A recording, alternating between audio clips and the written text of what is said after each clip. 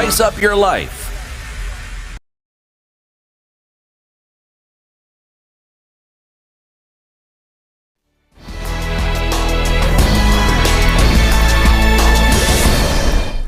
Good morning, this is the Newswire. I'm Edwin Lisamira. President William Ruto has announced a new cabinet reshuffle just days after meeting with retired President Uhuru Kenyatta. In the reshuffle, Sports CS Kipchumba Murkomen has been transferred to the Ministry of Interior, replacing Kithure Kindiki, who's now Deputy President. In what appears to be a political settlement with his predecessor, the retired president's close associates have been included in the cabinet. Former Health CS Mutahi Kagwe has been appointed to lead the Ministry of Agriculture, while former Nakuru Governor Lee Kinyanjui has been appointed Trade CS, replacing Salim Vuya, who's been transferred to the Sports Ministry. In addition, former Kiambu Governor William Kabogo will now serve as ICT CS, replacing Margaret Nyambura, who's been appointed Kenya's ambassador to Ghana. At least 100 women were killed across the country between August and November in an escalating femicide crisis. Prime Cabinet Secretary and Acting Interior CS Musalia Mudavadi, who spoke on Thursday during a security briefing in Nairobi, said Kenya has recorded over 7,100 SGBV cases since September 2023. He disclosed that Nairobi County leads with the highest number of SGBV cases, while Mandera and Samburu counties have reported the fewest number of cases. Mudavadi reiterated the government's commitment to tackling femicide, including the formation of a task force to address the crisis. On Tuesday, 17th of December 2024, that is earlier this week, directed the formation of a presidential working group on femicide. The team, to be gazetted soon, is expected to deliver actionable proposals and address femicide issues within 90 days of its creation, so that there can be a structured approach based on their recommendations. Meanwhile, activists led by Hussein Khalid of Haki Africa have continued to call on the government to do more to tackle femicide. This is an incident that is right at our doorstep. One of our colleagues, the mother, has been hacked to death. And we are demanding that investigations be carried out forthwith, and we want those individuals involved in this killing to be arrested. They are still walking scot-free out there. We don't know who else is their target. No one else is safe. We as a family, we demand justice for my dear sister who had wronged nobody at all, completely nobody. Mr. President, kindly come in, intervene everything, let this family get justice. Tumechoka kupoteza wamama, madada na watoto wetu katika njia za utatanishi, na tunavyojua ni kwamba wanawake ndio viegezo katika hii jamii yetu. Leo tunapokwenda tukipoteza ni jambo la kusikitisha, na ni jambo ambalo linafaa kutia hamasa. Interior PS Raymond Omolo has warned non-profit organizations against diverting donor funds to support other illegal activities in the country, such as terrorism. Speaking on Thursday during the launch of a terrorism financing risk assessment, Omolo implored the organizations to ensure that the money they receive from donors serve their intended purposes. Omolo said the government has enhanced financial monitoring of non-state organizations, but some of them are yet to disclose their funding sources. While the assessed threat level remains low to medium, we cannot afford to be complacent, and the risk assessment identifies key areas which, in my view, require our attention. And they include non-profit organizations operating in regions with active terrorist activities, particularly along our borders. Then number two is lack of adequate financing controls among some organizations. I'm aware we have a number of organizations operating as PBOs who for years have been unable to file their returns or even have disclosures on how they receive their resources. 35 children have been killed in a crash at a fun fair in the southwest Nigerian city of Ibadan, with 6 others seriously injured. The event was advertised as free entry and drew a large crowd, but so many people turned up that there was a crash as they struggled to gain entry.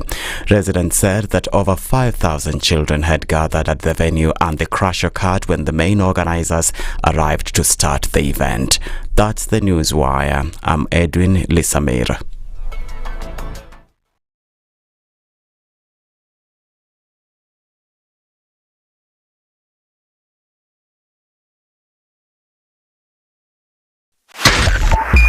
102.5 SpiceFM, Kisumu. The following takes place from 6 a.m. to 10 a.m. every weekday on SpiceFM.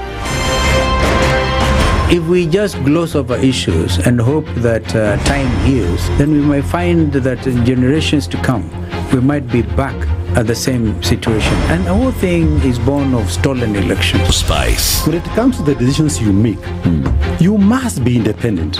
There's no way you can allow one institution to dictate to you how you're going to conduct your operations, how you're going to decide cases. It's a no. When you weaken the institution to the point where they cannot take action, then you realize that politicians have to come up and now start dealing with the issues. That conversation has to die. Our politicians do not like the hard stuff. We must insist on the path of doing things right, whether popular or unpopular. Money changes hands. That is a fact. If you have political goodwill at the highest top, like in Rwanda, then corruption will be an issue of the past. If you don't have political goodwill at the top, we will pass laws, we will amend laws, we will continue passing laws and re-amending laws, and nothing will happen. This is the Situation Room, the only way to start your day.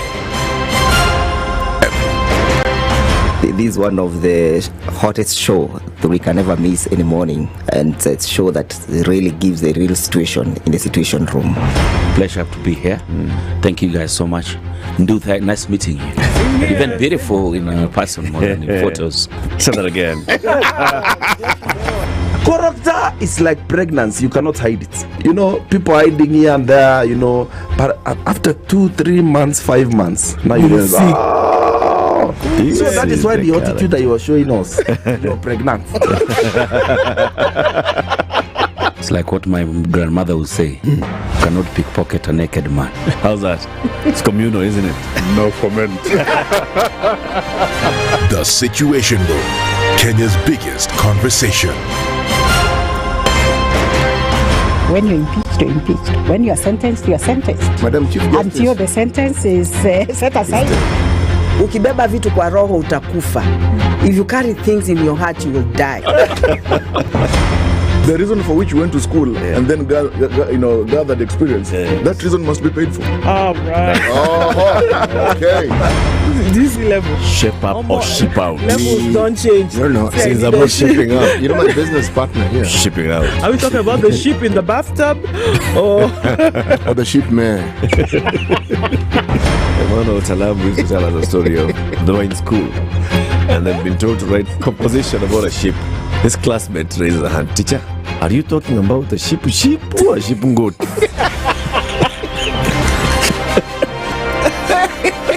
The Situation Room, Kenya's biggest conversation. If you go out of this country and come back the same person, then you have a problem. Buy land, 1 million. Put it there for 5 years. What's the purpose? It'll have increased in value. No, that's the thing. That's darkness. You know, that's an eclipse. You don't do that.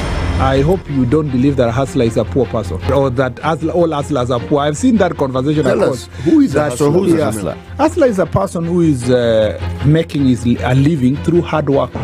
Corruption in Kenya is a political accusation. The people who are actually corrupt are not pointed fingers at.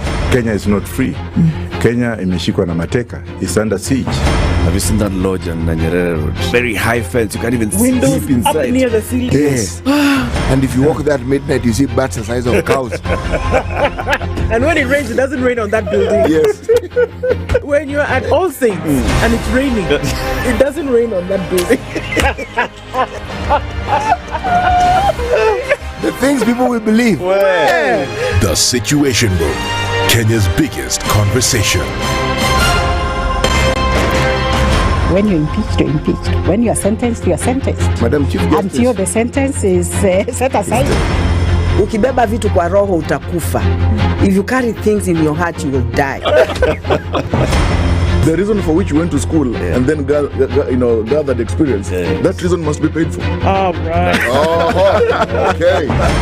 This level. Shape up or ship out. Levels don't change. No. It's about shipping out. You know my business partner here. Shipping out. Are we talking about the ship in the bathtub or the ship man? One of Talabu used to tell us a story of they were in school and they've been told to write composition about a ship. His classmate raised a hand. Teacher, are you talking about a sheep or a sheep goat?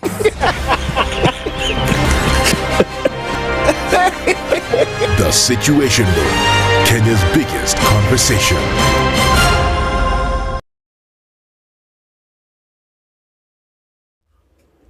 Okay, good morning. It's Friday and the heavens opened last night well into the evening, actually even before that. And this morning, a bit of a drizzle in different parts of the country. But let's take a look at what the roads are looking like as we get into Friday proper.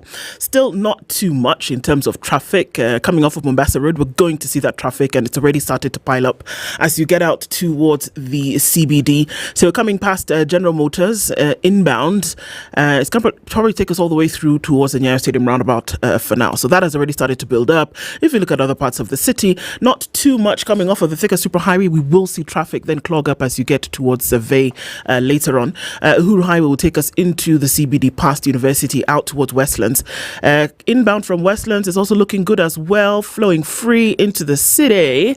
Coming off of Landis Road, there's a bit of traffic that started to clog. It is travel season, so we know that Landis is going to be busy throughout the next couple of weeks, so just watching out for that as well. Haile Selassie not looking too bad as you get into the CBD. Coming off of Ngong Road, I think we're fine, at least for now. People are moving and getting where they need to go without an issue. Let's see how Friday morning pans out. In the meantime, will you talk to us? Let us know what's going on where you are as we try to keep things moving this morning. SpiceFM, KE on X, hashtag The Situation Room.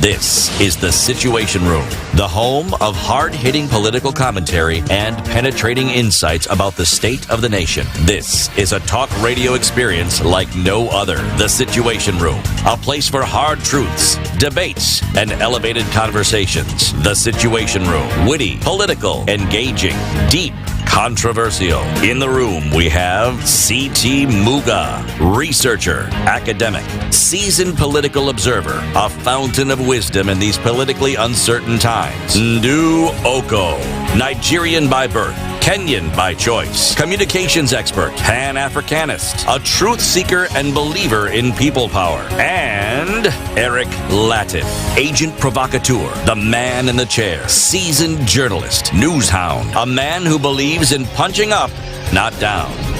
This is The Situation Room, the only way to start your day. 13 minutes after 6 o'clock, the 20th of December, 11 days left in the year. Oh, I was wondering, is there an alarm going off somewhere? And here we are this morning. The heavens opened. It rained a little bit last night. And we're coming into Friday. Water everywhere and not a drop to drink. And just before you thought things were going to get smoother getting to the end of the year, the president did a little bit of a shuffle. And I'm not talking about the dance. Yeah, things were moved around a little bit, and if you wondered whether appointments are political or not, I think it established everything for you yesterday.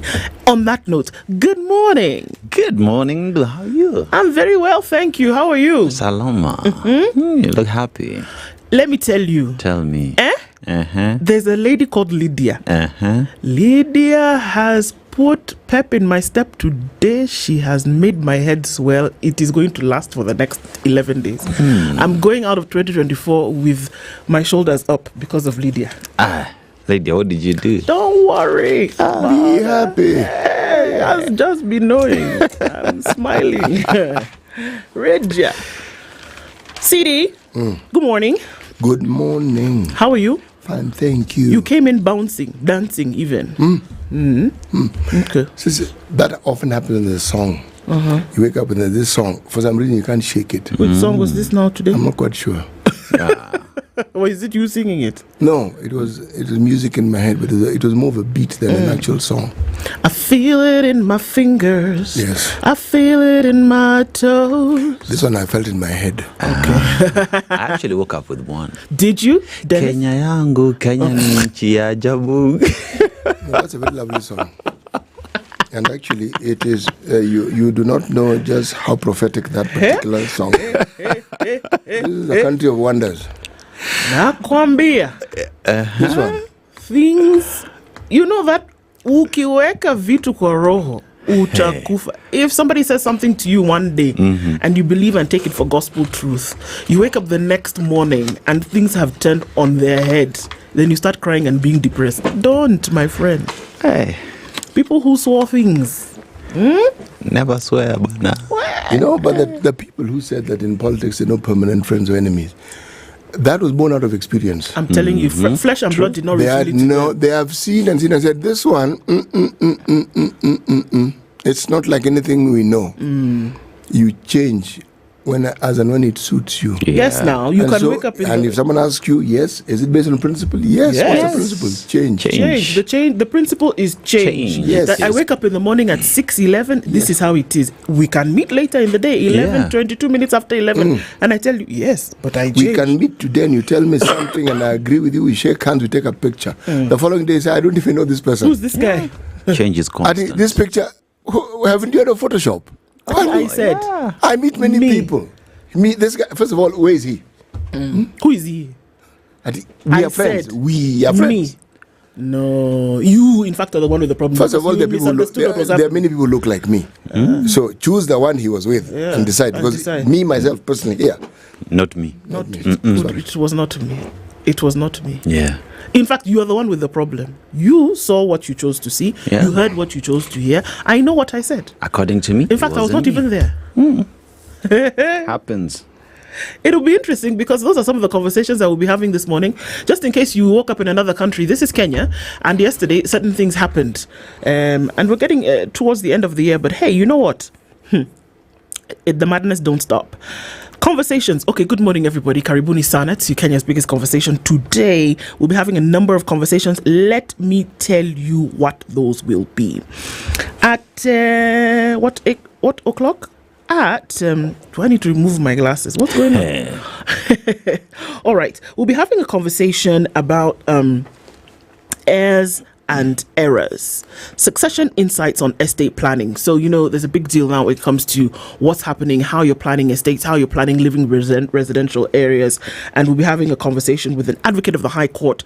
His name is Muga, and we'll be talking about that at 7. All right, takes us to 8 o'clock, where with engineer Githai Mwaniki, we'll be looking at the development of JKIA after cancellation of the Adani PPP. So they said Adani out, but JKIA still needs some help. What exactly is going to happen concerning that? So Engineer Mwaniki will be with us at 8 o'clock to talk about that. And then at 9 o'clock, we'll have a conversation with Josephat Kamanya. He is a political analyst, and Kenya's political year in review is what we'll be talking about as we're looking at the year in review. And then yesterday, boom, Gafla Binvu. Whether you heard it or not, before that, things happened. And so let's take a look at what all the politics look like as the year comes to an end. So those are conversations we will have at 7, 8 and 9 o'clock. And we're very happy that you're already in the room with us this morning. We're going to take a break and see what the traffic, rather, is it not weather? It is weather. What the weather looks like and what it might be raining going into the weekend. We're not quite sure. But let's take a look at that. And then we'll come back and say hello to you and get into it this morning. Karibu.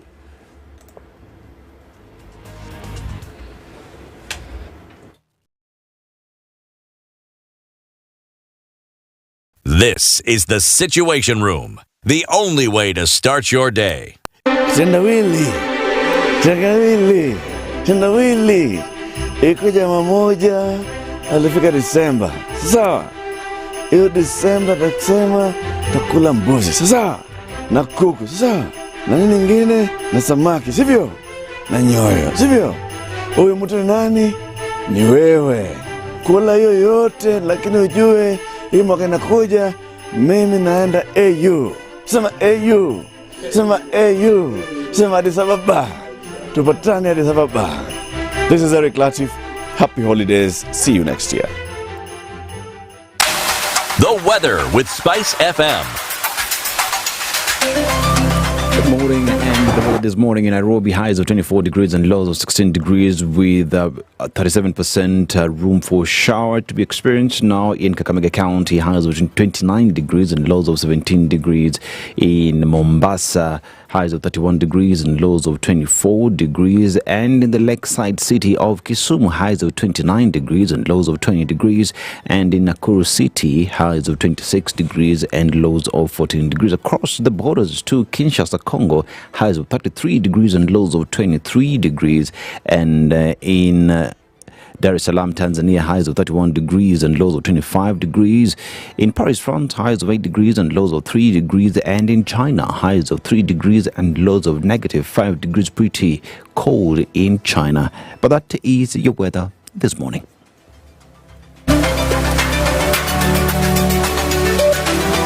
Mature, intelligent talk every morning.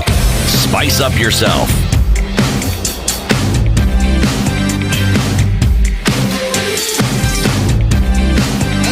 Mornings done right.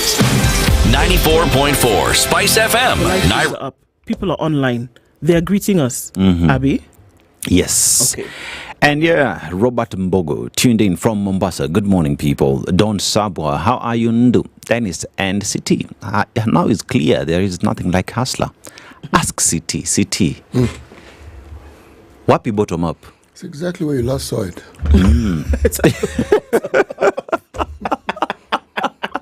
Hey, okay. Wow. Good morning, Team Spice. I'm yet to understand that Ndu is a Kenyan by choice guy. Ndu, that is Mwalimu Danson. Kenyan Yet to by understand. choice. Yeah. I'm not Kenyan. By choice? Let me ask you something. Is it that people think I'm joking? I'm not Kenyan. By choice? Let's talk about the by choice in 2025. I'm still mulling over that thing. Let's talk about that by choice part next year. Dr. Avin, good morning. Tuning in from Chuda, Mombasa.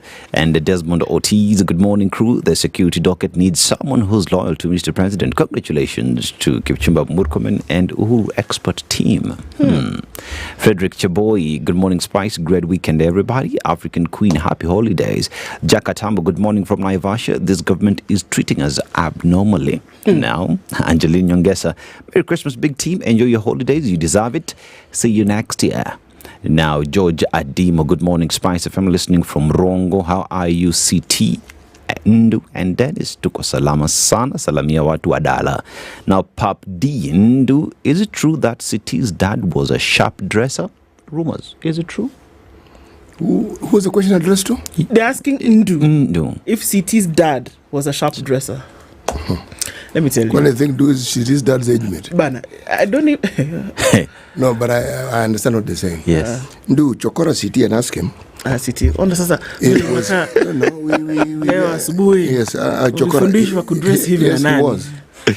Yes, he was. He was an extremely pleasant fellow. Yeah? Yes. Very pleasant. That's good. Well, one of the most understanding people I've ever come across. Voila. Yes. He had the capacity to listen. Papdi umesikia. Mwalimu Danson, please say hi to my dad, Uncle Four, and please wish Merry Christmas to Baba Mwalimu. And Sir George Gashuri, good morning, everybody. Happy Friday, and wishing all a wonderful weekend and happy Christmas to all Spices. Linus Gitonga, good morning, Situation Room from Mutai Kagwe. Welcome to Broad-Based Government. Now, Jonga, it looks like Ruto intended to appoint county commissioners, but a slip of thumb made the ministers. In the meantime, Moses Kuria will bolt out soon. Vinwangi, good morning. Happy holidays to the Spice family all over the world. Erica Ward, good morning, guys. If your cows behave normally, they will be treated abnormally. Mutai Kagwe. Precious Gandhi, good morning. Jumbo to you.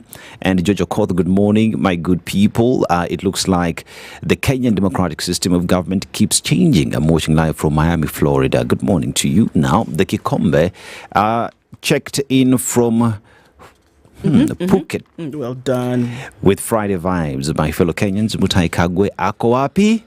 Ndani, sema ndani? Ndani. Yep, and they continue to stream in. Good morning, Princess Ndu, Uncle CT, and Brother Dennis. Now, fellow Kenyans will be used to cow vacation. And you expect homecoming tours in the mountain region with church attendance this weekend now. Kericho County via YouTube, Rainy Dawn, and Chile, Andrew Odhiambo, Bwangi Juma. Good morning, Spice FM guys. Let someone understand that when you go hunting for hyena, leopard, or cheetahs with your dog, be conscious of their cousins except yourself. Good morning, Tim Spice. Yesterday there was something new, but it was like musical chairs. Good morning, Tim Spice. Shah is now fully working after Uhuru men are in government. Everything is expected now. What a genius move by Ruto. Also, Iran Dunda is in.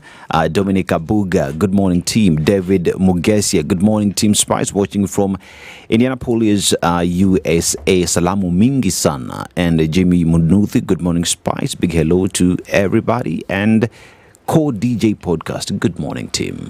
Good morning, Kilamutu. Thank you so much for being here every morning as we start off the show. We are in Angola and City's drinking tonic. Yes, we are in Angola. Yes, indeed. Wonderful country, this one. Wonderful country. Our final proverb for this week is an interesting one. You cannot do without water, even if it drowned your child.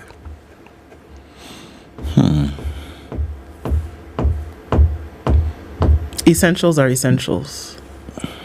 Circumstances may be circumstances, but essentials are essentials. Yeah. That's true. It's like if you have a car accident, are you never going to drive again?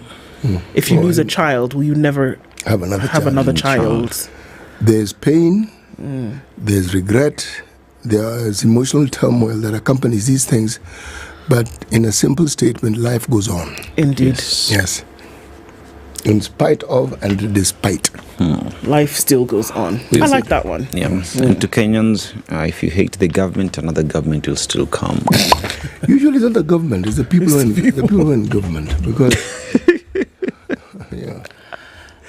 All right, the headline in the Standard today is very interesting, whereby you would think that government worked for the people. It would seem that perhaps there's something else when it comes into the political sphere. The big headline on the Standard today, Uhuru wins big in Ruto cabinet. Exactly 10 days after President Ruto met his predecessor in Ichaweri, former President Uhuru Kenyatta reaped big. He reaped big when 4 of his allies sprung back to government, bagging 3 cabinet slots, agriculture, trade and ICT, as well as chairmanship of KRA, in changes that saw Kipchumba Murkomen land the crucial interior docket.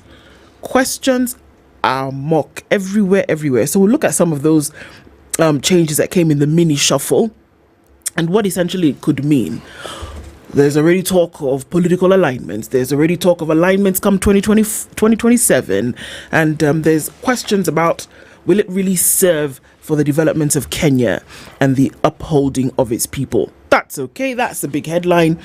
Then also below that is a big one, if not more important than that other one. Make or break for Ruto varsity funding model. The court will today either break or breathe life to the higher education funding plan when it delivers its verdict, set to affect thousands of students.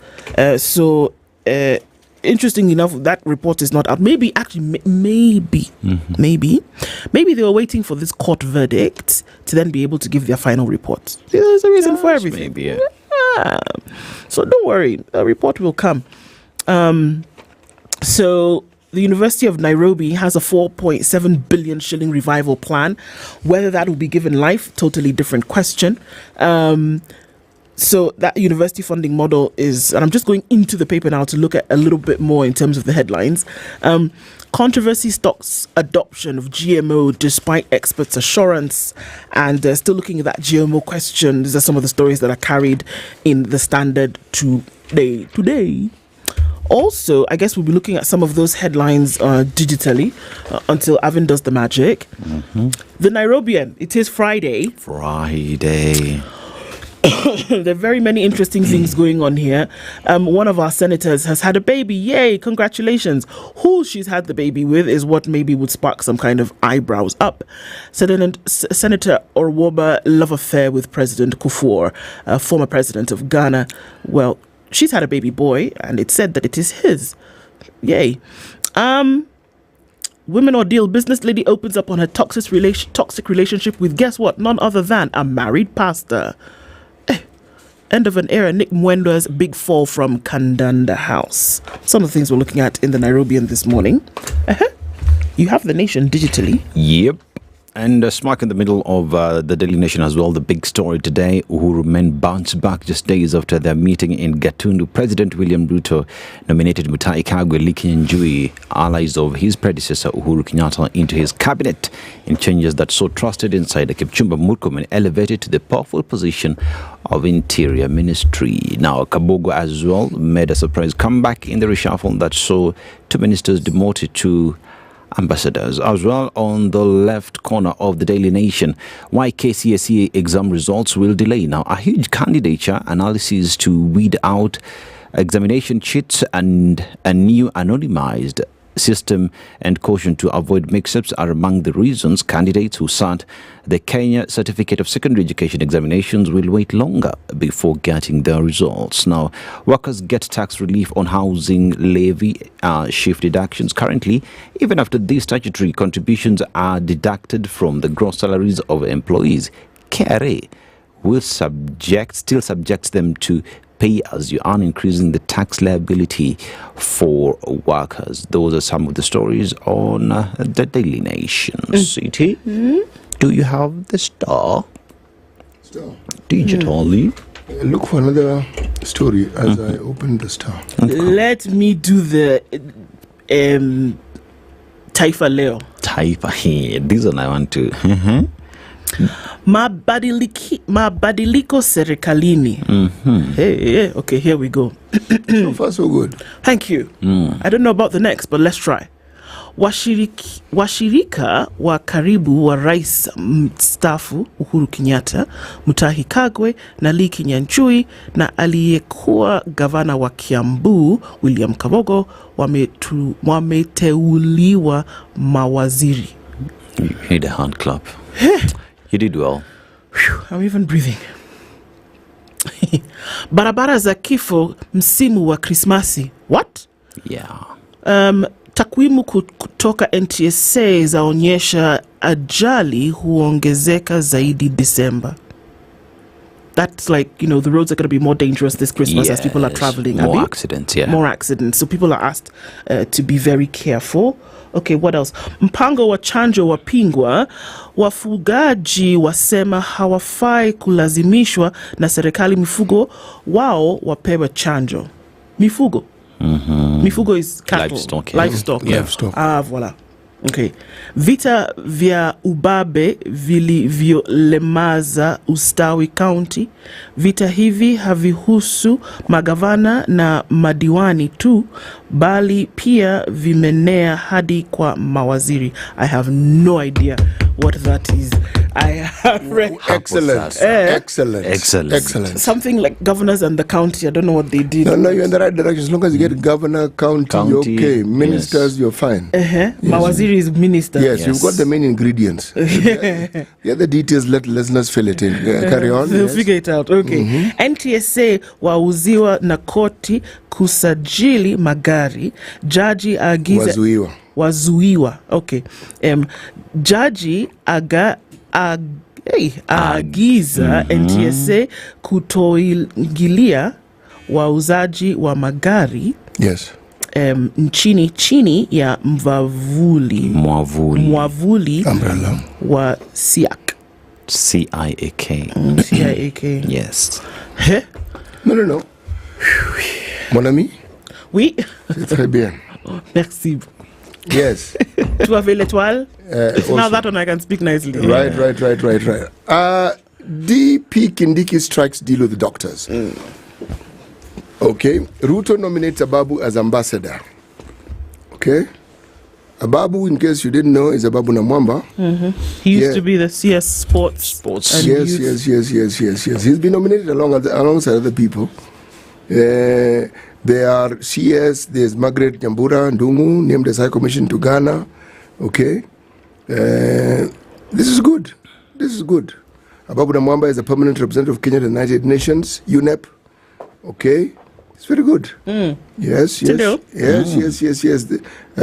Angote has been nominated to the High Commission of Zambia. Margaret Nyambura named High Commission to Ghana. So people have gotten jobs. There are, who says there are no jobs in Kenya? Where? There are jobs in Kenya.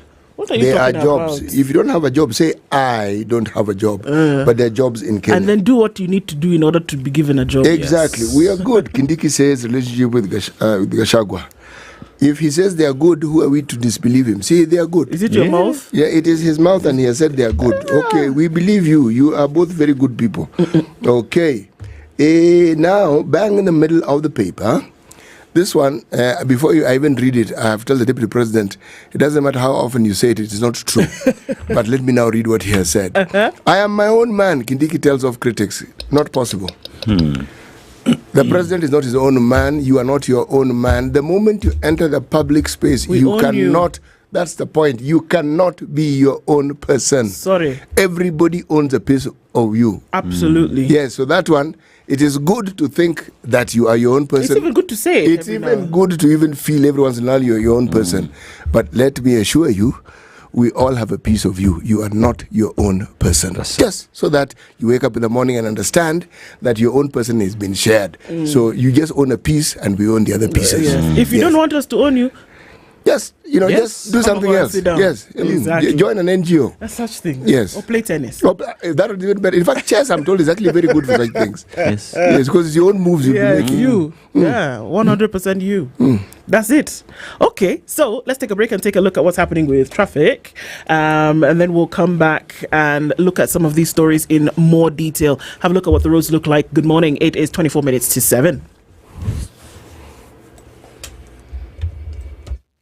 This is the Situation Room, the only way to start your day. Festive season may not be the happiest moment of your life, but there's always something to celebrate, something called life. Where hope has died, every new year brings with it new hope, new beginnings, and a chance to do everything that you hadn't done before in the hope that it will turn better. Rejoice in the reality of your life. Rejoice in your health. Rejoice in your family. Rejoice in simply being where you are at this point in time. And rejoice in having the ability to have hope as you look into the future.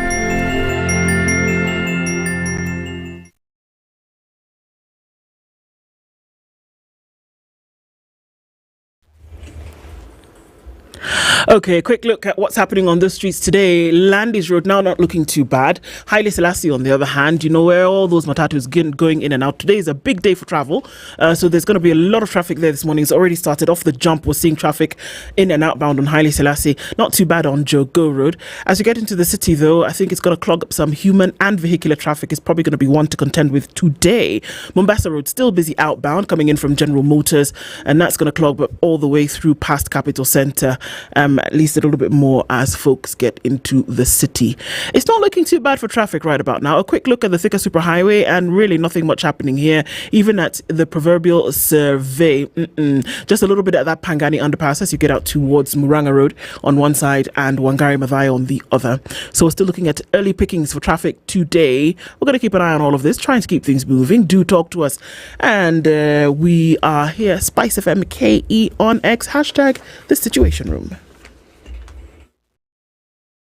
Mature, intelligent talk every morning. Spice up yourself.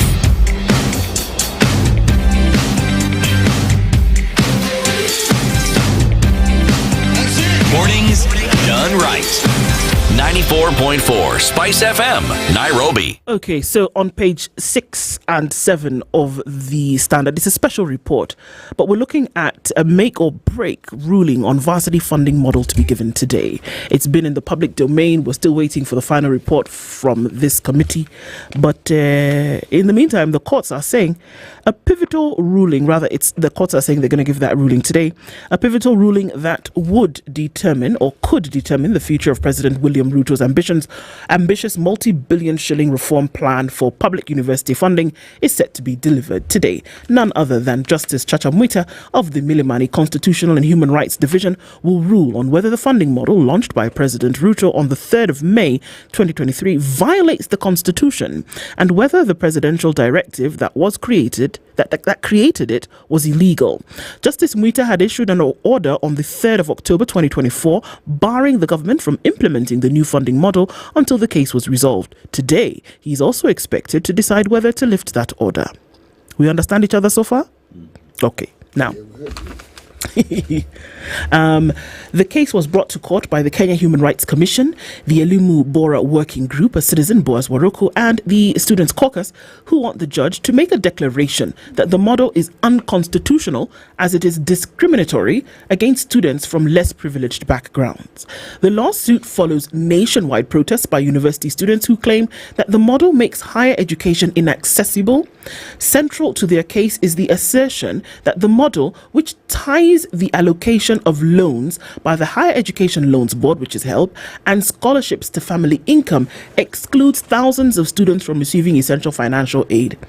So that if these things are connected to one another, you've already knocked out a large percentage of folks, because how? Family income for a lot of folks doesn't exist.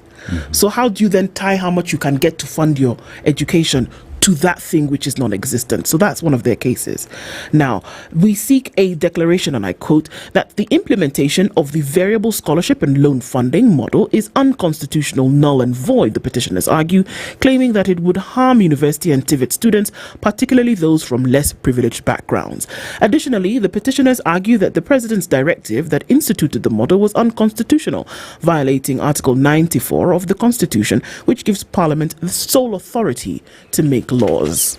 Now, the president has no power to make law by himself, and as such, acting ultra vires in launching a legal program without following the law, or rather the laid down legal channels. Now, the government, represented by Education Cabinet Secretary Julius Ogamba, defends the funding model, of course, as an equitable approach aimed at improving access to university education for vulnerable students. Universities, through the Interpublic Universities Council Consultative Forum, also supports the model, arguing that it aligns with the national development goals and ensures sustainable funding for higher education institutions. It's been an interesting 1 year, because we saw that after it was introduced, then we got into a new year, and then students were really confused. How do I apply for this thing? Am I at least exceeding vulnerability? How then do I make sure that I'm going to get the much needed funds? And mind you, it's not folks who are, playing by chance. These students have been accepted to a university, right? They passed with the requirements to then go and start a university education. Funding it became the challenge. So now, if you're going to, what the case is arguing is that if you're going to peg how much funding I can get to the income that my family does or does not have, how then will you explain it for cases where this income does not exist? So that means you lock out a number of people, because how do you say, I will give you X amount based on this? And if the base is not there, then what happens to them? And so folks have been left in limbo in terms of what happens. And the call has been, let everybody go to school. Let us all, if you're going to apply for funding, apply through HELB and then pay it back later. Why are we shifting something that was working? That's the case. And then secondly, we saw the directive from the president, but the argument is the president as part of the executive is not a lawmaking arm. True. There's one lawmaking arm. They should have been the ones to come up with this if it was necessary to do. So the constitutionality of this entire thing is what will be decided upon, and it would be interesting to see what Justice Chacha Mwita says today.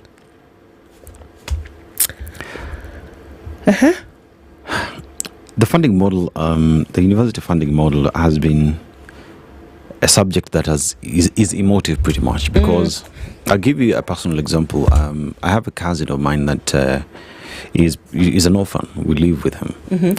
So here's a question where he's gone to university. When he joined, he could easily access help, to just help with paying school fees and all that.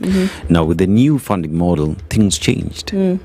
Things changed. It became difficult, and that means going deeper into your pocket. This is just an example. There are millions of Kenyans out there who are unable to do this.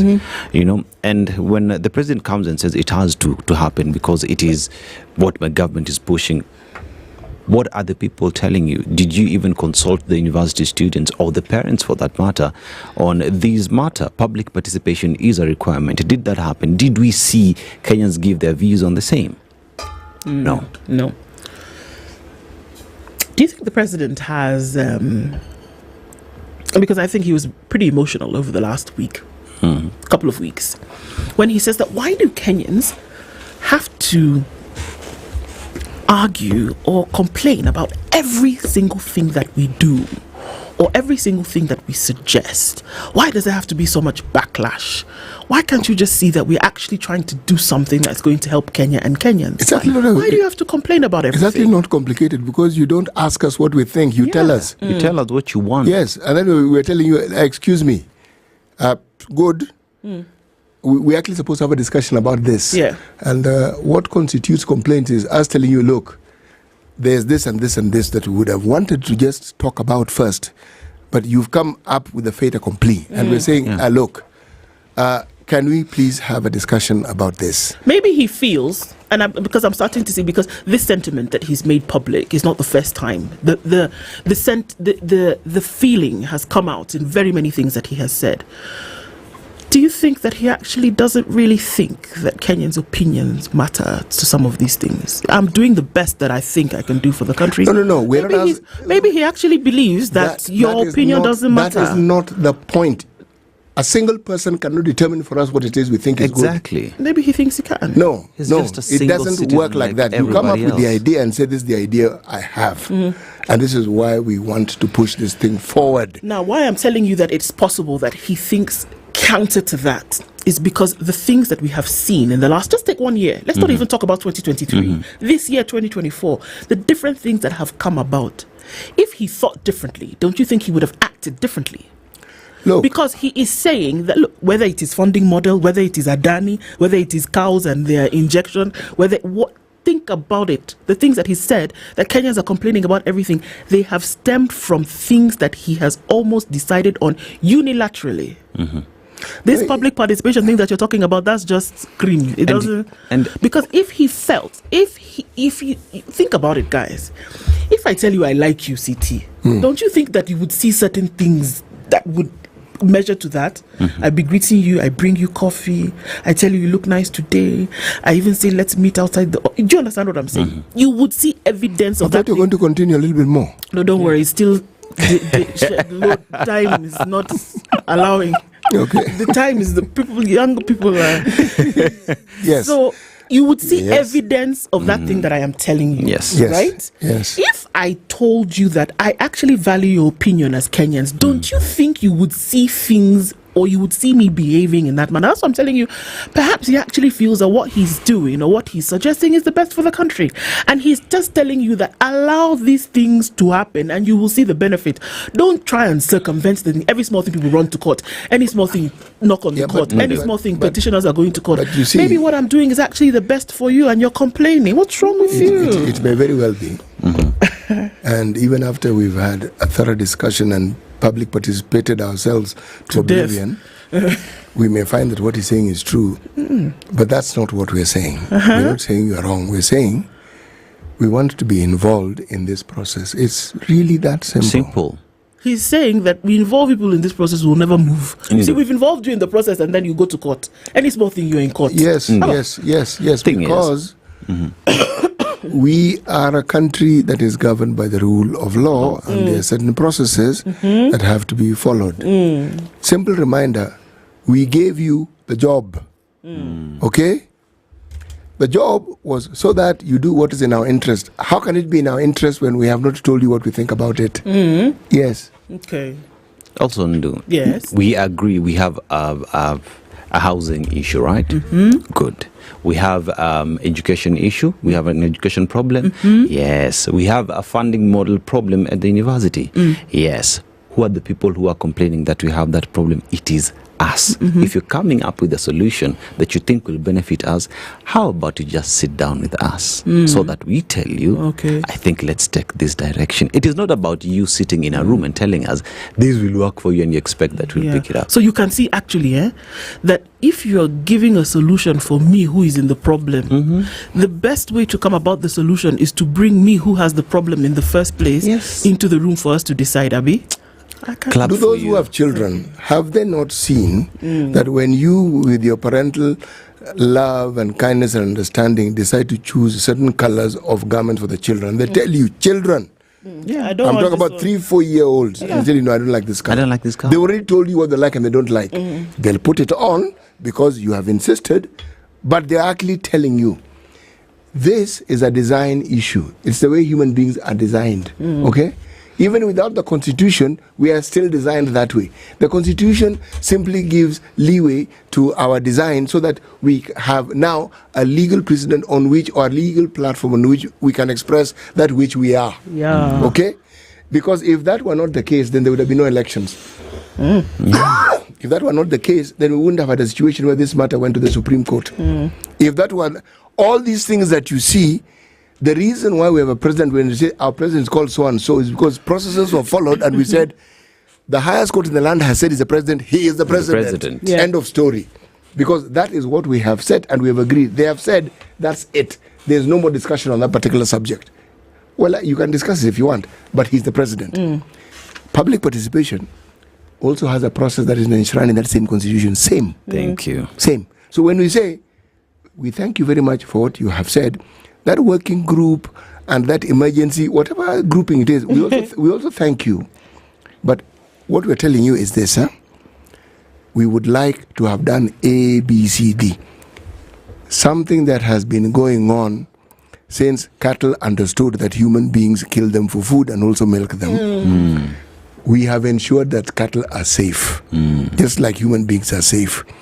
The government now wants to be more involved in these processes. Fine, we are saying, government, tell us in detail what it is that you're talking about so that we understand you. Now, if you insist on telling us that this is what you must do, we'll also insist on continuously telling you. We're not going to do it. No, please, let us have a further discussion about this so that we all understand. We don't understand what you're saying. You are saying it is good. We're saying, okay, can we talk about the goodness of this thing? That's it, really. That's it. Yes. And if that discussion isn't taking place, then we take it to an arbiter. It's called a court. Yes. That's why we go to court, so that somebody else can decide on our behalf, because we can't seem to agree. Yes. I bet you, I think I have 100 shillings in my pocket somewhere. I'll find it's in the back pocket. The 100 shillings is somewhere. My 100 shillings today. Depending on what the court ruling will be, if it is that they say, you know what, hold this thing, revert to the previous funding model that you've been using, on a podium somewhere this weekend, you people will be told the way you are just stubborn, hard-headed. 50 million. Do you remember in 2017 when the Supreme Court said, excuse me, this election, there were little issues here. Process problems. Yes. Yeah. Where? By 5 p.m., the president then of the president day went ballistic. We will revisit. Say, guys, leaders, you know, we did give you these jobs. Please internalize the Constitution, okay? Kwanzaa. Yes.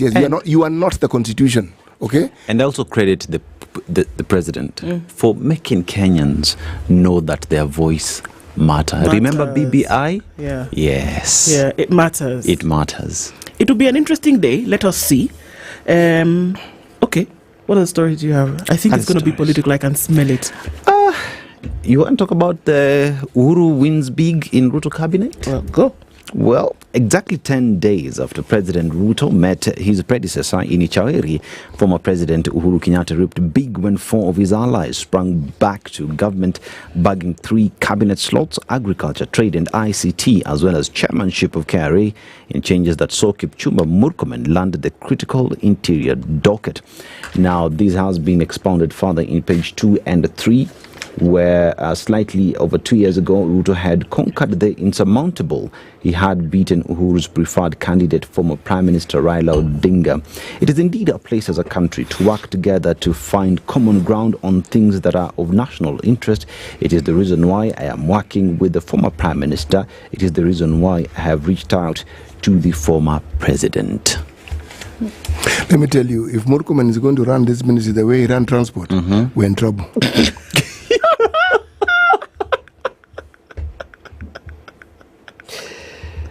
A leaking roof is simple. It's water, you can seal it. Interior. A leaking country. Where? Borders, nini. Security, nini. Then Kerio throw in Valley. height into it, nini. Where? Hey.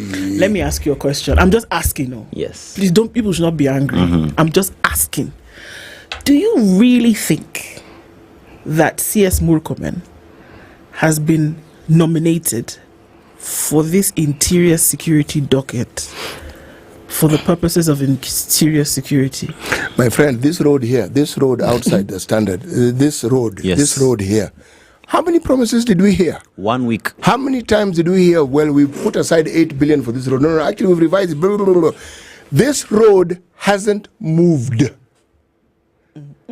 Every once in a while there's an earth mover that traverses it. Kidogo, it's parked outside our gates, and then that's the end of that story. Then every once in a while it rains. Then once in a while some earth is moved from point A to some B. The road remains exactly where it was. That was transport. Now, that is why I'm asking you. Do you really think, please hear the words that I am asking. Do you really think that Onesmus Kipchumba Murkomen has been nominated for the position of CS Interior for the purposes of interior security issues? You know something? You will not hear what I'm saying. Hearing. Me, I've heard you perfectly. You know, this man is an extremely intelligent fellow. Yes, he is. Well educated, understands the law. Then he got into politics. As senator, he was coherent. Okay? As minister, me, I was saying now we've got for transport. Man, we want a good thing here. Enterprise Road will be finished. No, we want a good thing here. The pronouncements were positive. Unfortunately, my lived experience was that things didn't quite work out. And these are roads. I'm simply saying that these fellows who've got these new jobs, Lee Kijanjui was a good governor. Kabogo, good governor. And Ritu Mureithi, these are things he understands. Chairman of KRA, yes. Mutai Kagwe, well, they brought him in. Was this pun intended? He was Minister for Health when we were being vaccinated. Now he's Minister for Agriculture when we're talking about cows. Well, fellow Kenyans. Okay? Fellow Kenyans. The point is this. These appointments may be as they are, but please do not take it personally when you hold it to account, because we understand what it is that you're supposed to be doing. Yes, no. And if you don't do what you're supposed to do, we will tell you. And we'll ask you to please explain, perhaps, because usually there's something you know that we do not know. And over and above all of this, you do want, and I'm being prescriptive here, you want people who will tell you when they feel aggrieved, when they feel with an element of non-inclusion. You want they're communicating. You want them to tell you, because woe unto you if you have a people who are silent in the face of adversity, a people who are silent when they feel downtrodden, because one day that tinder keg will pop and you will not know what to do with it. So this is something you actually want. You want it. You do. And Kenyans are giving it free of charge every day. I'll just remind, you see, yesterday the Deputy President had a sit down with media houses and he said a lot.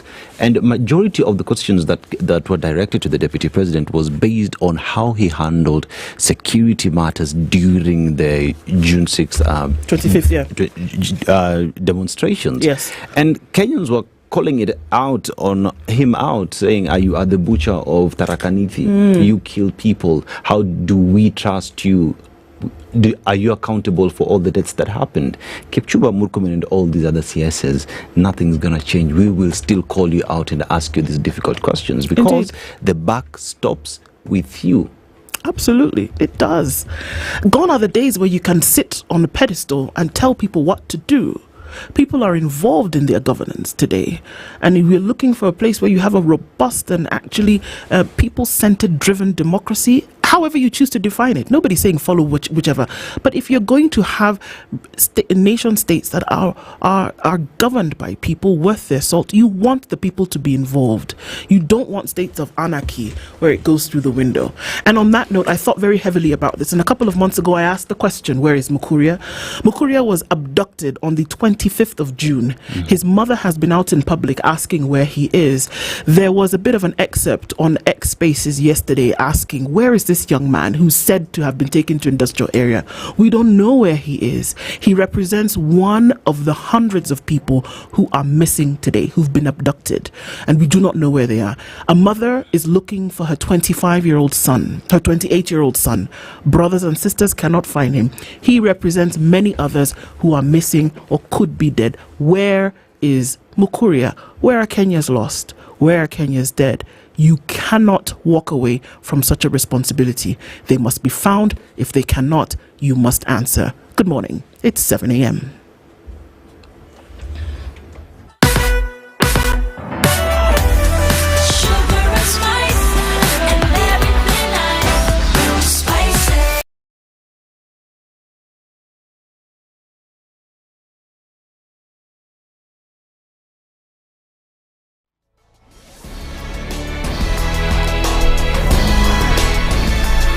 Good morning. This is the Newswire. I'm Edwin Lisamira. Deputy President Kithure Kindiki has told off critics, saying he's not a yes man. Speaking at his current office on Thursday during a joint interview with the press, Kindiki insisted that being the principal assistant to the president does not require him to agree to everything he's told by his boss. Kindiki said his role does not also mean that he challenges the president, because it's not among his constitutional responsibilities. And while his role includes advising the president, Kindiki insisted he can only do so if President Ruto seeks his counsel. He also said he does not regret replacing Rigathi Gachagua. I have no regrets for my occupying this space because I have no reason to regret. It is true I was a front runner to be deputy president in 2022. The whole process that was conducted by my party, I was not successful. My brother Rigathi Gachagua was successful. I congratulated him, and I said two things. One, that I will support the campaign, the presidential campaign, until 8th or 9th of August 2022. And after that, I will take a break from elective and appointive positions. The deputy president further dismissed widespread claims that he is the Mount Kenya kingpin. Are you the kingpin of the Mount Kenya region? Which office is that? Of course, you are endorsed by a section of members from majorly the east, where you hail from.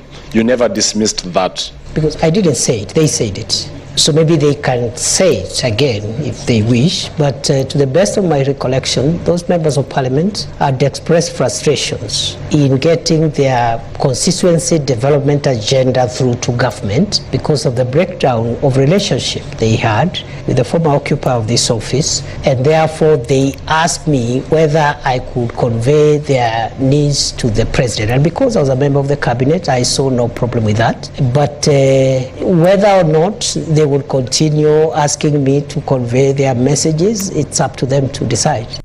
President William Ruto has nominated Sports CS Kipchumba Murkomen Interior CS in his new cabinet reshuffle. Trade and Industry CS Salim Vuya has been nominated to replace Murkomen. According to a circular signed by Head of Public Service Felix Koskei on Thursday, Murkomen pledged to serve Kenyans with humility and accountability should MPs approve his appointment. Murkomen has previously served as Roads, Transport and Public Works CS. He's an advocate of the High Court of Kenya and a three-time elected senator of Elgeyo-Marakwet County. The government has continued to urge Kenyans to remain vigilant during this festive season, days after the Interior Ministry outlined key security concerns. The ministry said petty offences like pickpocketing and muggings are expected to increase, especially in crowded areas like markets and shopping malls. In a TV address on Thursday, Prime CS and Acting Interior CS Musalia Mudavadi urged Kenyans to exercise caution to avoid accidents. He directed security agencies to beef up security across the country this festive season. I give the following directives to our security enforcement officers. 1. Increased police presence and patrols along major highways both day and night to monitor and enforce compliance with traffic laws.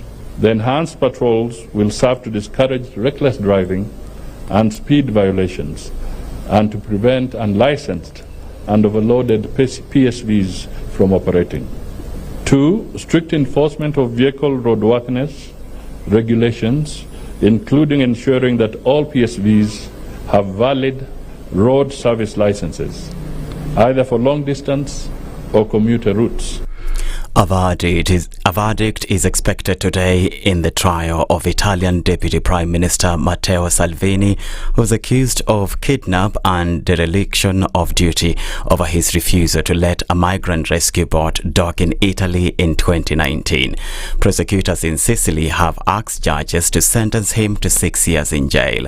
Salvini, who's leader of the right-wing Lega Party and a government ally of Prime Minister Giorgia Meloni, has already said he will lodge an appeal if found guilty.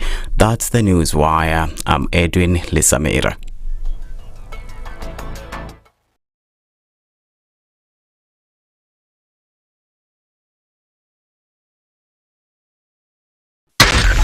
SpiceFM, Nakuru.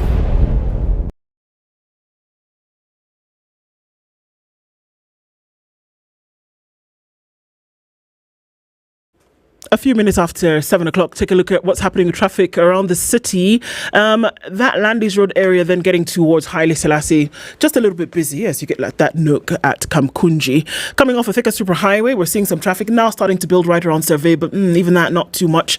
We're likely to see lower levels of traffic getting into the weekend and into almost ghost town Nairobi next week, ghost city Nairobi. On off Ngong Road, nothing happening here either. And coming out of Westlands on Waiaki way through towards the CBD, I think we're going to be doing all right, at least for now. Hey, the Southern Bypass is looking good. There's a scenic route into the city. And as you come off Mombasa Road, I'm sorry, it's a bit chock-a-blocked. Not a bit, a lot, actually, if I'm going to tell the truth. And as you get yourself towards Capital Centre and then out towards Nyeri Stadium Roundabout, it's going to be busy. The construction is going to slow things down for a while. And then we're going to see all of that congregate on Uhuru Highway later. So just planning for a few minutes from now. We're getting into traffic hours soon. We'll be knocking on that door in a minute. So if you're not where you need to go right now would be a good time to get out. If you haven't, you might want to sit it out in traffic later. Little talk on SpiceFM KE on X, hashtag The Situation Room.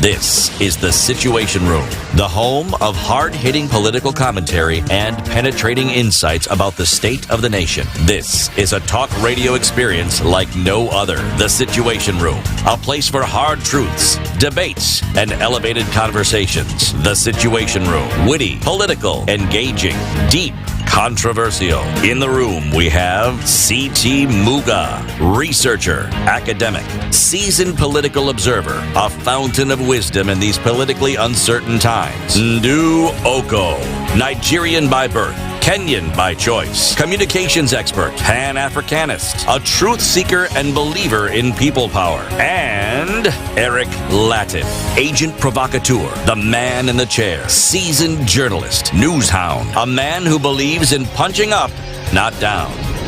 This is The Situation Room, the only way to start your day. Good morning to you, and a few minutes after 7 o'clock, welcome to the second hour of Kenya's biggest conversation.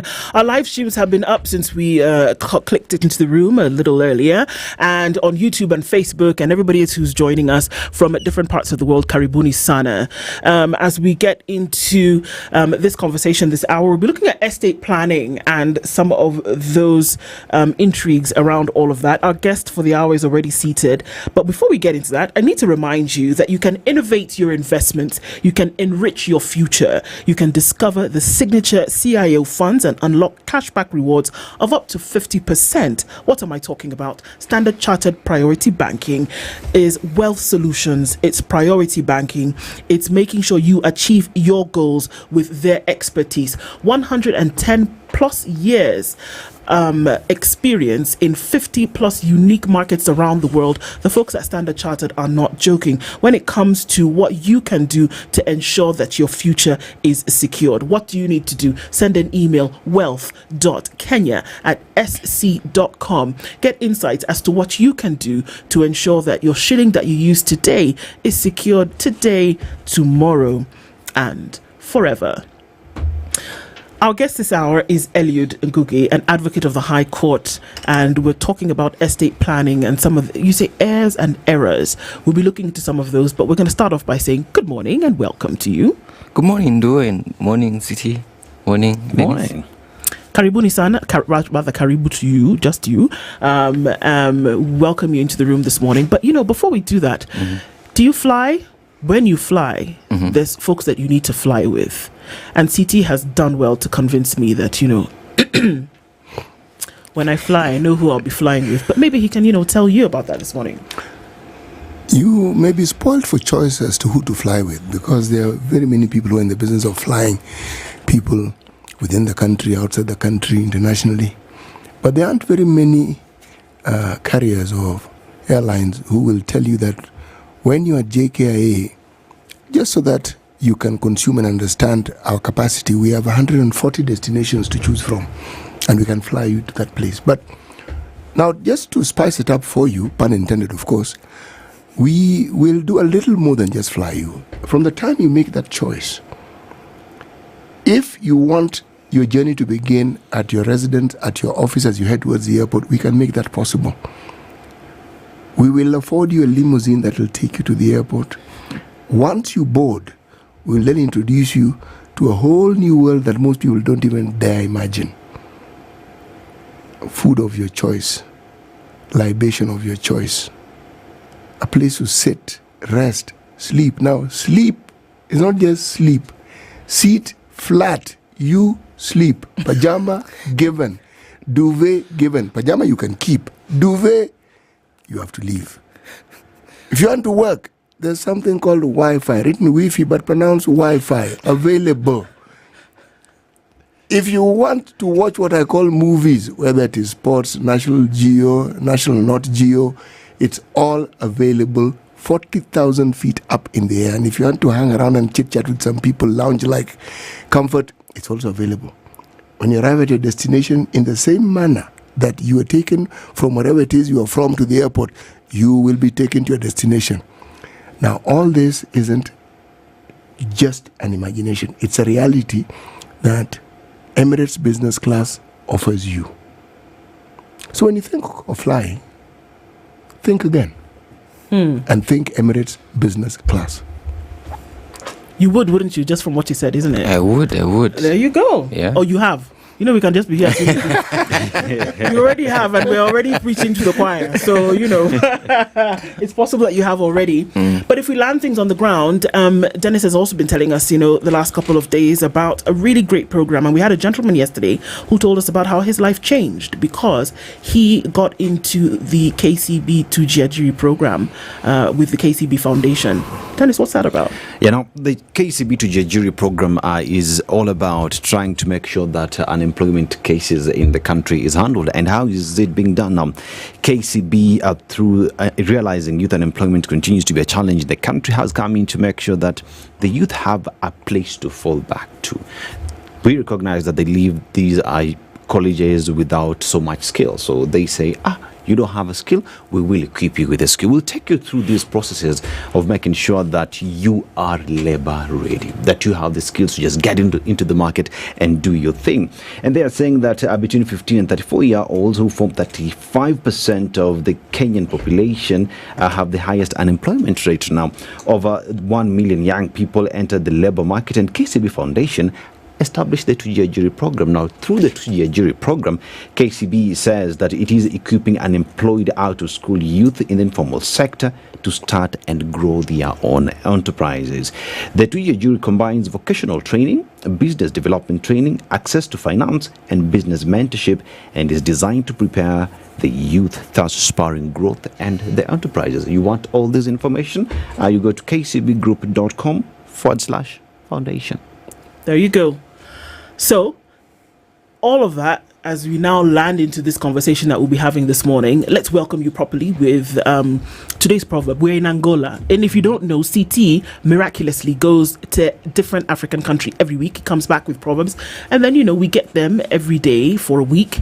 And so we want you to hear the proverb today. Tell us what you think about it and how you would interpret it. Fair enough? Okay. You cannot do without water, even if it drowned your child.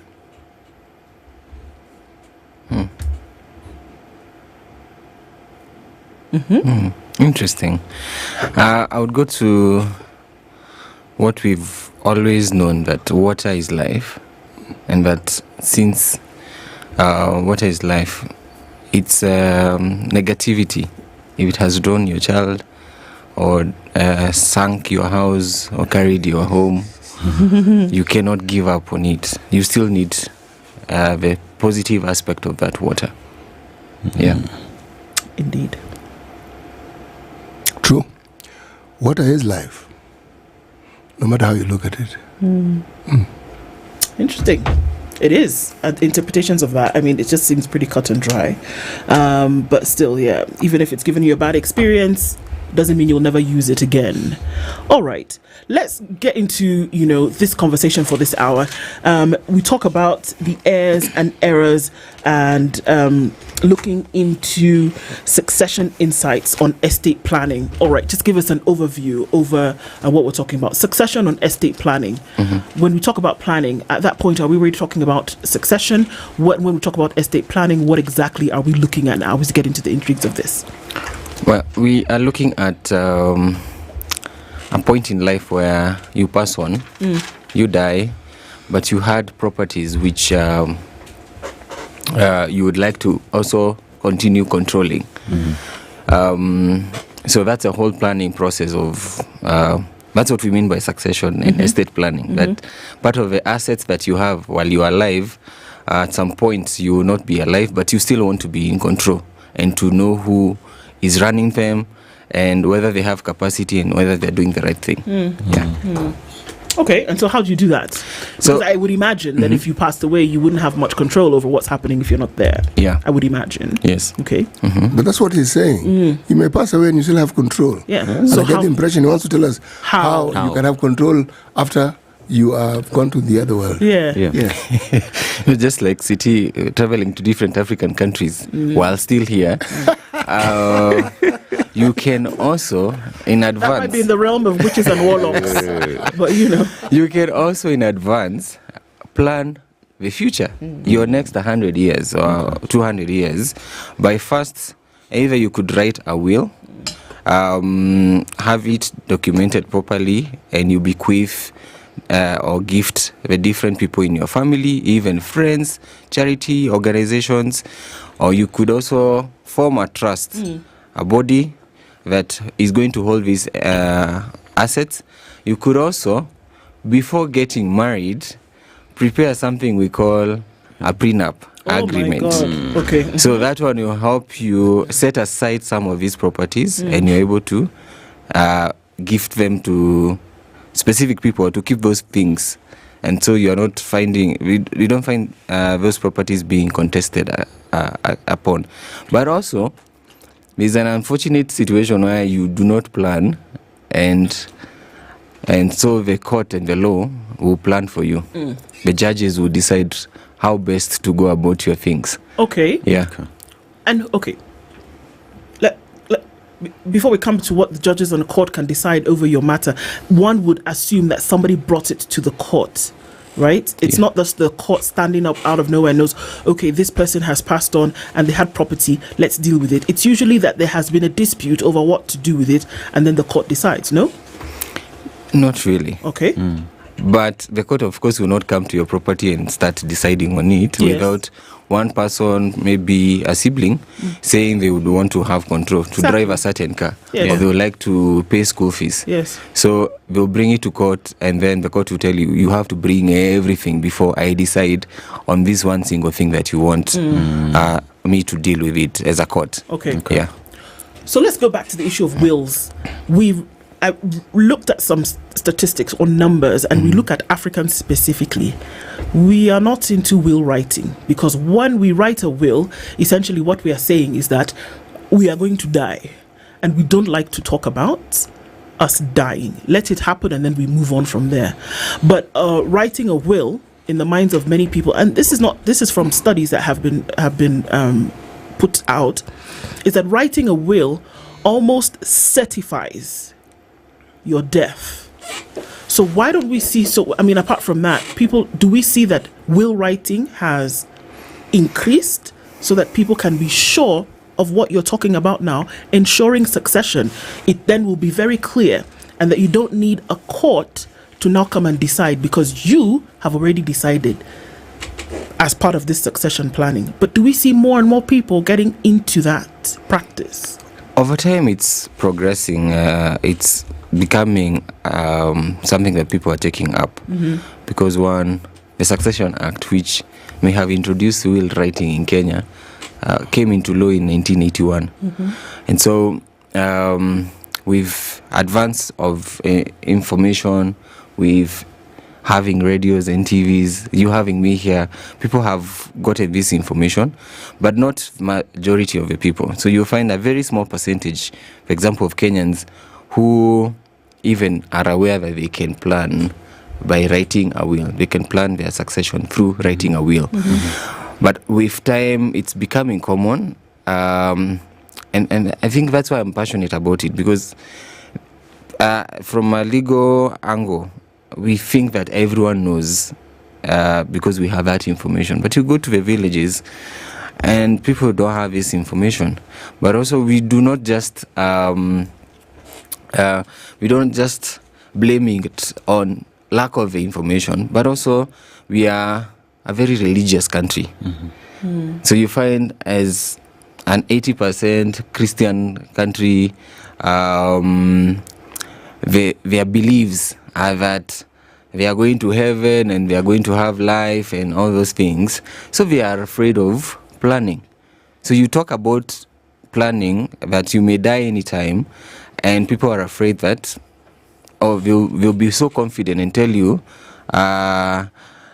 they have a life and no weapon, or they are covered and there's no perishing that will happen to them at any one point. And so they keep off writing of the wills, and they are afraid of doing it. Now, Eliud, when it comes to even the traditional way, there was some form of passing property to the next of kin. Nimekona kashamba hapa, so nikienda itakuwa ya so and so. It was never documented in law as we are doing it right now. So that information does exist. But now, how do we expand it such that it's not only in these towns where people have this information, but to make sure that everybody has it? And also, in the event that I have written my will, it is with my lawyer, but it is contested. Does that happen? It happens. It happens, and we blame the lack of information. There are people who are willing to let go of their properties.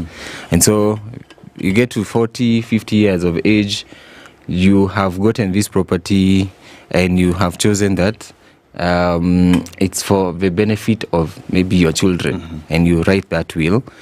But then there are people who are afraid of passing them, because I know what you are saying is that I will buy a property, and instead of registering it in my name, I'll register it in my wife's name or in my son's name or daughter's name, rather than having it in my name, which is also very helpful, because you're basically saying you're spreading the risk. And so we've seen it happen, but I think we need to have these conversations more. We need to have this conversation more to make sure that as part of our everyday engagement, people are aware that they can do it, and it's a very simple process of writing, and that, there's a fear that lawyers are expensive. When you talk about a document being contested, there's a fear that if I go to a lawyer's office, they're going to charge me an arm and a leg. But it's not the case. It's not really the case. Which limb do you have? Me, I'll just charge a finger. But to avoid the document being contested, then you need a professional, because the professionals are well equipped with what the law provides for. The loopholes that we are even talking about here, that no one will come and prove that there was insanity, and now you're taking me to telling you to the point where I need to tell you what are some of these loopholes that may be found in a will, to make sure that it is not challenged. That one, the person needs to be qualified to write that will. Number two, it has to be properly witnessed by 2 or more persons. Just anybody? If I'm going to write a will today, and you say 2 or more persons, it could be Dennis and CT. You have written my will. I'm good? People of your choice. You as a person writing the will, you pick people you trust, of course. Yes, Dennis and CT, we've written the thing. Well, there's a consideration you need to make that they do not end up, they will be available when you're not present. So when you pass on, these 2 people who are going to witness may be required to come and give evidence or support any contestation that may come up. So they need to be people you are very you can trust. Allow me to ask, why would there be contestation on something that I have written? It is my property, right? Based on what you said, it's my will, my last will and testament, right? It is mine. Why would there be contestation on whom it should go to if I am the one who's decided I will bequeath my 100 unvaccinated cows to my person, or I will bequeath my 10 acres to this other person? They are mine. I have made the decision. Why would there be contestation? Because there are aspects of writing a will that are required in the documentation. So it may be your wish to gift Dennis, who is your friend, but there is a requirement that as you bequeath the so-called friend, he cannot come and also witness that will. You cannot pick him to be your witness. You could gift your child, who is not of the age of majority, which is 18 years and above. And so when it comes to the point of now confirming this will in court, the person is not of age because they are maybe 5 or 10 years of age, and the will says this person is going to hold this property. You're transferring this 10 acres of land. And so you lack that provision that says before they turn 18 years of age, this other person will be holding this property in trust. And that's why I'm saying you need to go to a professional to help you prepare this document, because there are these aspects of will preparation. When you're picking these witnesses, the witnesses need to also make sure that they appear at the same time. At the time of signing that will, they need to be in the same, to see you also sign it. So basically, they need to be in the same room as you you sign this document. Okay, walk us through the process so we can understand this. And there's no set time when you can write a will. You have property, you know that at some point, if you have children, wives, husbands, then you can say, well, I'm going to leave, my 10 acres to my 3 husbands. Let's just go with it, okay? And I can decide that this is how I'm going to go ahead and do it. And maybe I'm not going to die for another 20 years, but I can say that I want to do it in this manner. How does that process start? I start writing things down on a piece of paper. I get in touch with you, Eliud, my lawyer, and I say, okay, let's see what we can do. Then just walk us through that process. Well, the best time to write a will basically be when you have capacity. And this is one, if you are 18 and above. So if you are lucky, and maybe you're trading in Forex, and you are 22, and you have gotten properties, you could write that will. But also, you could be in your 70s, you have capacity that nobody would come and say that he was senile, therefore he did not understand what they were doing. So you need to have that capacity. So that cannot be challenged. But then you need to you come to me as an advocate, have that conversation, and I'll be able to give you some pointers and ask you, for example, whether you have thought about your executors who are the people who are going to step into your shoes after you passed on. They're going to see through the process. Right. So once you die and the will has been read out, they'll be the ones even to read that will or even keep the will together with your lawyer or with the bank, and they will come and present it. And once it has been read, then you will go to court.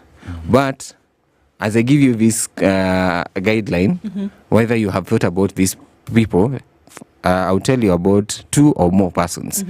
And these executors need not to be your beneficiaries. We don't... you need to be careful not to have, for example, your son or daughter being the one who is also an executor.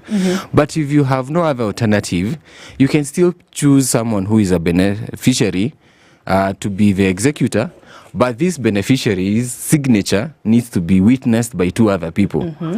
But everything you're saying is sound, makes sense. But don't I need a lot of money to have to go through all these problems? If I only own 1 chamber, 1 house,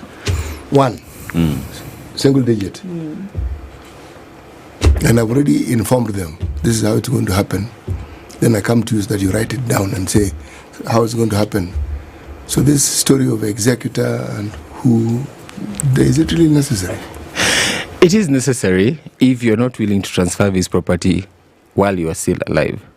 No, just wait. Why do I want to transfer the property when I'm still alive? Because you don't know when you will die, Abby. Yes, but I make provisions for the transfer so that when I'm not there, it is actually transferred. And people are informed in advance that this is what will happen, this is what you'll get, this is how we'll do this. You're informed. And then you write it down and say, upon my going to the pearly gates, this is exactly what will happen to the almost non-existent property that I have. It's a step you cannot skip. Preparation of this document if you're not willing to transfer this property when you're still alive. So you need to prepare. Why are you forcing me to transfer this property when I'm still alive? And I want it transferred when I'm not alive. Well, if you don't want to transfer it when you're still alive, we are not going to force you. So we're just telling you, prepare this document, but it's going to transfer it when you're not there. We're on the same page, but that's what I'm saying. That's what I would like, a situation where, remember, let me backtrack a bit. Are lawyers allowed to advertise for the services? No, we are not. Who wrote that law? It's under the Law Society of Kenya Act. Why? And the other rules. To ensure that people are not... it's part of marketing, to regulate the marketing, because it's a noble profession where you're supposed to know about the lawyers through referral, their good work, not through TV advertisements. Is education a noble profession, teaching? I would not. I would speak about I'm a teacher myself. Yes. So careful.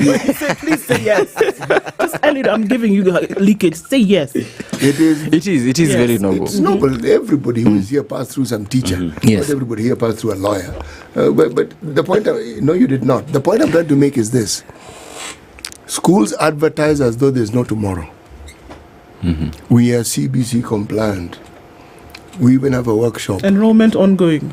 In fact, class, this is started. I'm asking the question that this noble profession thingamajig that you guys have, you lawyers have, prevents the public from getting to understand what it is that you actually do. So that now we have to rely on this referral. I will tell you what I understand, and I'm not a lawyer. And what I understand is what suits me. No, the law actually says that as your best friend, I must be an executor to your will. See, people who are I would interpret it as I see fit. Talk to your law society fellows and say, look, if you have such stringent guidelines, after all, you are the lawyers, you're the guys who write these things anyway, find a way of ensuring that people can actually let the public know about these services. They're important. I can't wait for a referral. It actually happens, and you find us dealing with civic education in churches. I come here on Tuesdays in the afternoon and educate the masses. So you find it in the civic education out there, but also I agree with you. It's information that is lacking, and the members of public are missing out on it because we can only do so much. Very few people are willing to give out free information. If something as dangerous as alcohol is advertised until you don't even know what to do with the advertisement, okay? It's lovely when you consume it, but it's deadly. The harm it causes is clear. Now, something that is actually useful, something that you actually need, and something that your life actually could depend on, and then you have a law because of this nobility thing. Rethink it, man. The nobility exists so that it can benefit people. This one doesn't benefit us. It's interesting. For something as important as what we're talking about now, estate planning, who you leaving your things to, many people just don't know what to do. Don't know. And we're going to take a break, but come back and look at, we read these stories in the papers every day. Folks are quibbling about, what their father, mother left or did not leave behind. A wife rocks up from the woodwork somewhere and says, this was actually my husband, I have his children. And he didn't leave anything. Yes. Or did not leave direction in terms of what was supposed to happen. And the children are a colored photocopy of the person who has died. So then, so questions into then how do you work through that? Eliud Gogi is an advocate of the High Court, and he's our guest this hour. And we're looking at, succession planning and what you really ought to do when it comes to some of these things, will writing, etc., etc. And we're having that conversation with him now. As we go to the break, I need to remind you, even as you're planning for that, how about you plan for your finances into the future? Are you looking to secure your wealth and plan for the future? Well, Standard Chartered Priority Banking is your best partner in building, growing, and protecting your financial legacy. As one with truly international experience, over 110 years in 50 different unique markets, they're the folks to write an email to wealth.kenya@sc.com. Somebody's going to respond to you and start to walk you through that journey where you can secure your wealth today, tomorrow, and forever.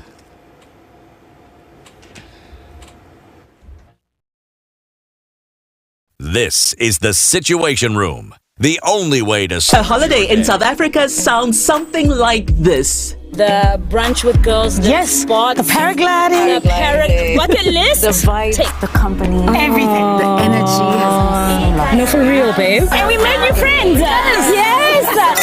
Yeah. And cheers to sweet escapes. The sweetest life. Your adventure in South Africa is just around the corner. Get 15% off flights when you book a holiday to South Africa on KenyaAirways.com.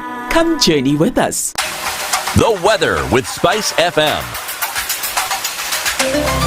The weather in Nairobi, the sun is slow but surely coming out, but we are enjoying highs of 24 degrees and lows of 16 degrees in Kakamega County, highs of 29 degrees and lows of 17 degrees in Mombasa, highs of 31 degrees and lows of 24 degrees, pretty hot in Mombasa, and in Nyeri town, highs of 26 degrees and lows of 15 degrees in Malindi, highs of 31 degrees and lows of 24 degrees. Now across the borders to Lagos, Nigeria, highs of 34 degrees and lows of 23 degrees, pretty hot in Nigeria.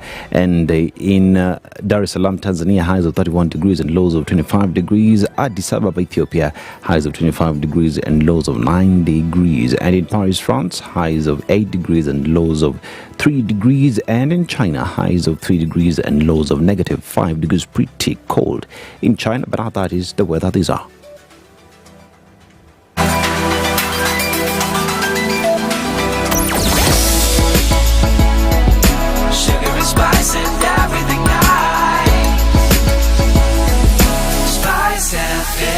Spice up your life.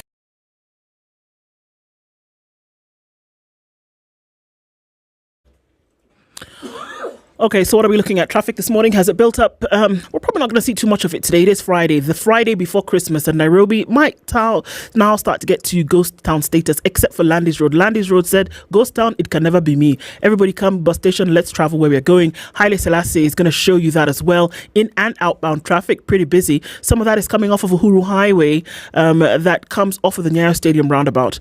And looking at Mombasa Road, as we're coming off from General Motors out towards Capital Centre, that has built because of that construction. It's going to be one to contend with for some time. If you're coming off of Ngong Road, you're not going to have too much of an issue. Looks good at your different junctions and roundabouts. Traffic is flowing smoothly. As you come off of Waiyaki Way and then get into the city as well, I think you'll be all right. We're seeing a smidgen of traffic right around the Pangani underpass as you then get towards the fork in the road between Muranga Road and Wangari Maathai. But on the Thika Superhighway, seems like folks are getting where they need to go without too much of a hiccup or hold up. Let's keep it just that way, folks, shall we? We're knocking on traffic hour. We'll talk on SpiceFM KE on X hashtag The Situation Room. Mature, intelligent talk every morning. Spice up yourself.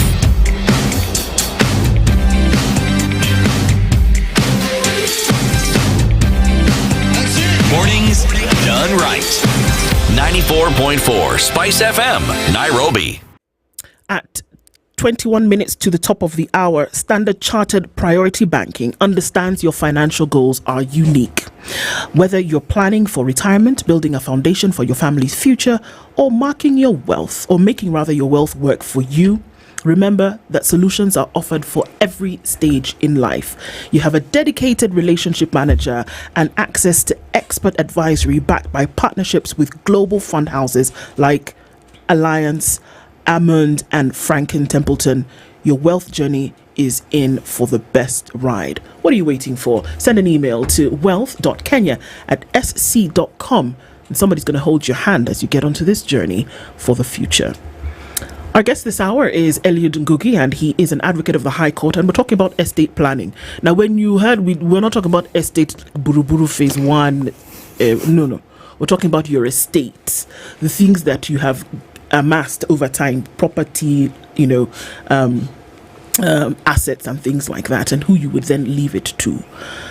And we talk about it in jest, but it's actually serious, where a lot of people are not leaving anything. Okay, they may be leaving things behind in word, but then we read here every day, we interrogate these stories where there is usually a quibble after the demise of someone, and then a wife jumps out of the woodwork somewhere with children, like you say, who look exactly like the deceased. Colored photocopy. Yeah. Yes. Somebody says, actually, you know what? He sired a child with me.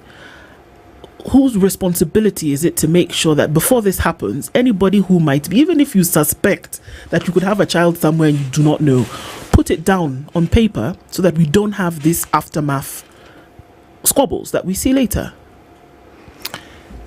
The person who is responsible for that is you and I. We need to plan our lives.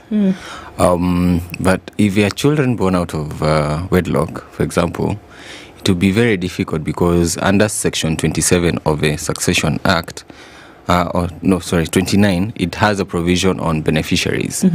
And beneficiaries are either wives, former wives, then their grandparents, and then people who are being provided for, or children who are being provided for by the deceased person while he or she was alive. Yes, while they were alive. Any children who are because it just provides children of a deceased person or any other person who was being provided for. So it could even be a worker coming in and saying, hey, I was benefiting from this person. I was dependent on this person.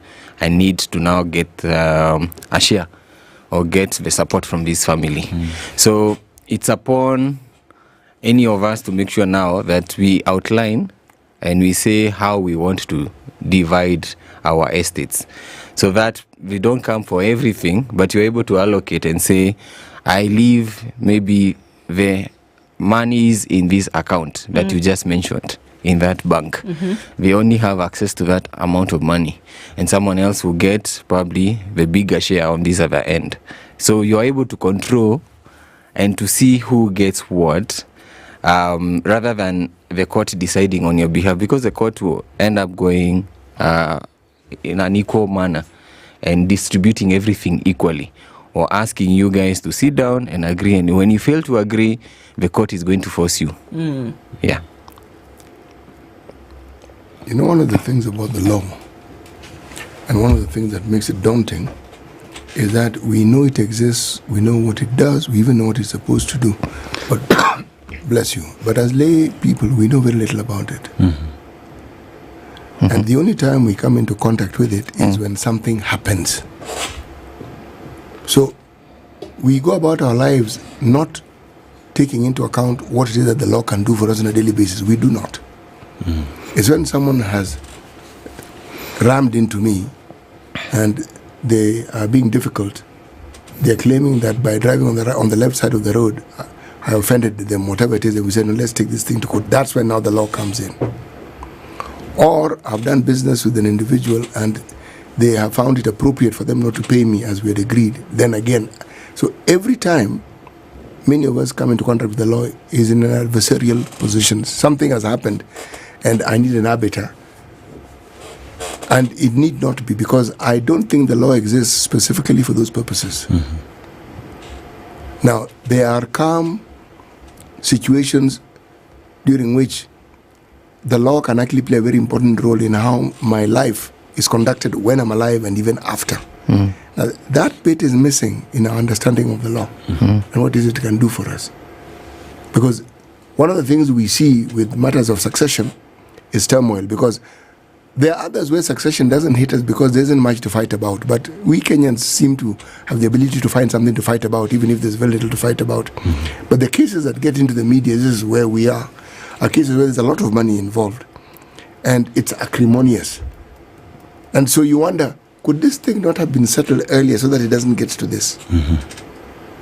Now, that's where the matter that I was speaking of how it is we can get to know about these things. The reason why we get to know about schools is because the schools tell us about themselves. And if there's one thing Kenyans agree on, is that the education of their children is of paramount importance to them. Yes. But you see, my friend, the law is just as important. Let me comment on that and say sometimes the judiciary will have open days, and judicial service week, and they go out and advertise and say and invite members of the public and say, hey people, come to the nearest court station near your house or near where you live, like at Milimani or in Kisumu or Kajiado or Ngong. Come to these places and ask any questions that you may have. How many times does this happen? It happens once a year. It does happen. It is an excellent start. Yeah. It is an excellent start, and the judiciary must be lauded, because it's something that never used to get done, but it now gets done. People actually get to interact with the judiciary. It is a wonderful thing. As a consumer, not enough. Not enough. It is one day. And also, I think the fact that we still have the existing stereotype that Kenyans just don't want to be associated with the court. Anyone who's supposed to go to a court is a criminal and all that. So we also need to have communication around that the judiciary exists to help us. It is your friend. You are welcomed in the judiciary. Because there's also the notion that lawyer is expensive. Why should I waste my time, go to a lawyer that I cannot afford? So it is an entire communication around it. But also just to add on matters to do with I have this property, I need to transfer it. I have children outside. I am the only one who knows about it. My family does not know about it. Is it my responsibility to make sure that in the property that I have, I bequeath them? And how do I go about it if it's not under the law? Well, that's why it's up to you as a person to prepare a will, because you're the only one who knows where these properties that you bought are, where they exist, their location, where their titles are. So you are best placed to know this information and to now distribute this. And this is one of the advantages of preparing a will, that you are able not to safeguard all your properties. They don't end up going to the government. Like we've seen last week, I think billions of shillings went to the government. Yet, if these persons who had these accounts, I know how much is on my M-Pesa, I know how much is in my bank account, how many bank accounts I have, it's your responsibility to know these movable and immovable, we call them movable and immovable properties, where they are, and for you to now allocate. How many beneficiaries do I have? Do I even have a passion for some industries or for some entities? So there's a children's home that I am passionate about, and if I'm passionate about them, then I'll be able to include them in my will and say, hey, I want to leave this gift to this children's home to continue benefiting them and taking care of them. And so it's up to you, and that's why it's important to have this document, because if you die without preparing for it, then you can see how many people are losing out.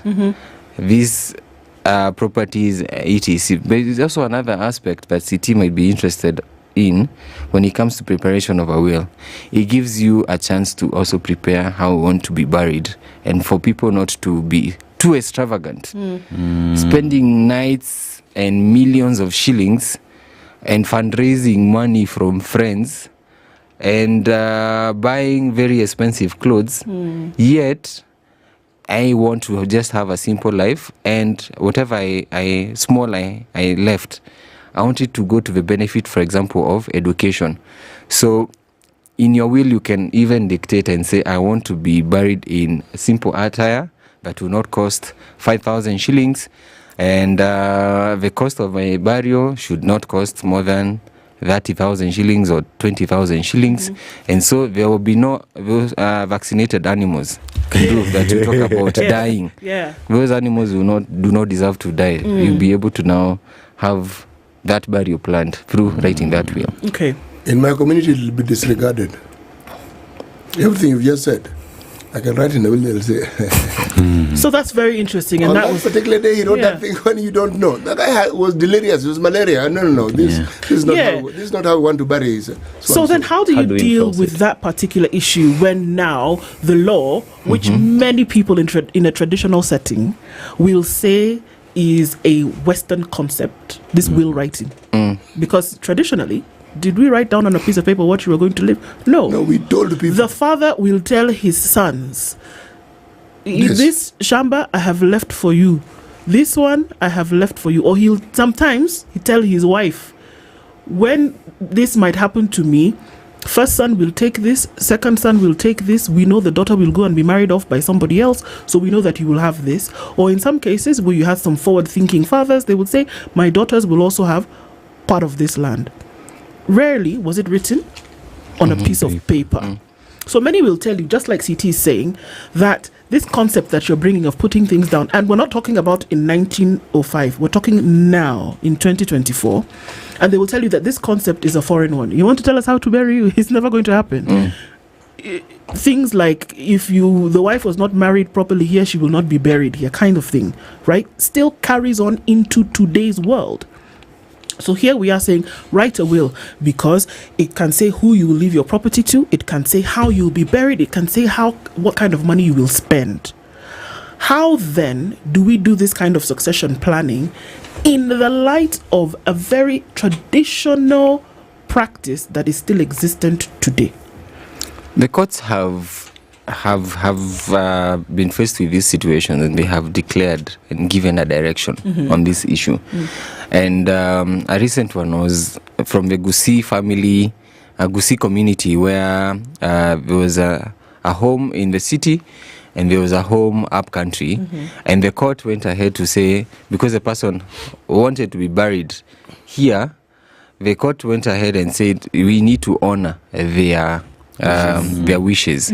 So the court will honor the wishes of a person, but it also doesn't mean that when you prepare and make some of these requests, they have to be in writing. I've just maybe I did not share this, that you can also have an oral will, but with a limitation that you have to die. Under the law, you have to die within 3 months. So you don't have to write that will, but you can just make declarations in the presence of witnesses, 2 or more witnesses.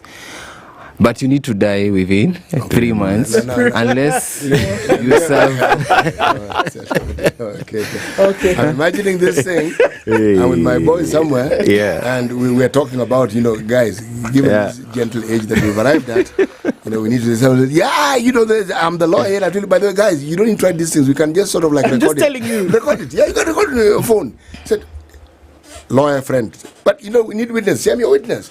Okay, Nani, you come, witness. Okay, so how do you want this done? Done. You've said it. Really? But you have until February 20th. Yes, you need to die before then. Now the problem is this, even if you record it and you send it, the recipient will say, what? Yeah, sounds like him, but how do you know it is him? Exactly. Number one, first of all, those friends, those drunken friends of his, the people who are witnessing what? That we disregard as a family. What? Since when? I'm simply saying that if only there was a straight line with regards to how it is we relate to the law. If only there was a very straight line in how we relate to our traditions and how we relate to things that have to do with death. There's nothing straightforward about it. And the more educated people are, and if you happen to have children who are now grown up, now that thing gets really interesting. Yes. Because each of them will have an opinion. True. And that is why the interaction and a firm relationship with the law must start early. So by the time it's being brought in as a reference point, we're talking about something that we're familiar with. If it's brought in as a case of last resort arbiter, it will be fought. The very law that you've injured is what will be fought.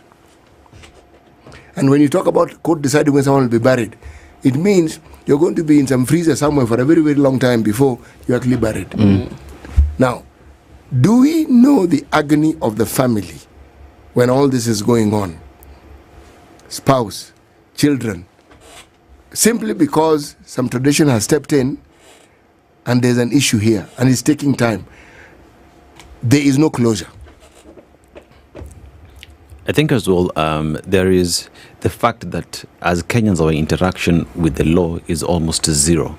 The constitution is in place, it's the politicians telling us about it. Our interaction with the law and what it provides, it's zero. That means proper communication, as we've said here, is needed. And perhaps you guys need to talk to LSK to allow you guys to do these things more other than just annually. Probably, very true. Our interaction is very limited. Ambulance chasers are also going to come in. it's very limited. Yeah, and then start. But there are a few of us who are out there trying our level best.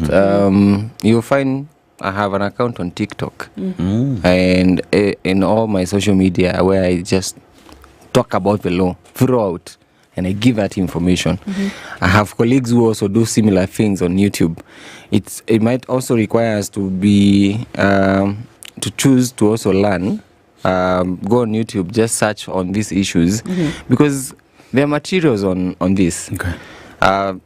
Documentation. I've had people even on those traditional stations where they teach in mother tongue. And so it's out there and we may need to just take that step and listen and look for the information because the information is there. But I'm not saying that we are doing very well. Probably your view is taken and that your view is taken. And we have had this conversation, I think, one of the committees I sit in called court users in the family division. I sit in a committee with some magistrates and other judicial officers and other lawyers. And part of the conversation has been 2025, we have to do better. We are going to have a family event. We are going to try and seek these avenues to educate the masses because we are aware, it's true. You're not getting this information and you're finding yourself in these situations where cities mentioning, finding yourself in those situations because probably you did not know what to do about estate planning. Right. Yeah. Very quickly, a question that you mentioned about children and then those that legitimate or illegitimate having been taken care of at the time when a particular testament was written. What happens to those children who are still protected by family court when it comes to their parents and taking care of them and then now would look for kind of care from somebody who has passed on? What really happens to them at that point? What happens to those children who may not have been declared at the time of death but still have a right to be taken care of by their parents who come out later and say he was their father? What happens to them is, well, guardians will need to step up and help the children to come and make a claim. Because if you are not aware about, you knew who your father was, but he was not taking care of you. Or your mother knew who he was. And now he's passed on. You will need your mother, who knew the person, to come out and now contest. Because when we go through the succession process, you file the documentation, where even with a will, after preparing that document, it will be filed upon you passing on. It will be filed in court, and the copy of the will will be attached there, and then it will go through a gazette notice process, where gazettement will happen, and within 6 months, you're supposed to report back to court to confirm confirmation of grant, what we call confirmation of grant, which is taken that within those 6 months, the public is aware. They have read the Kenya Gazette and they are aware about your passing on.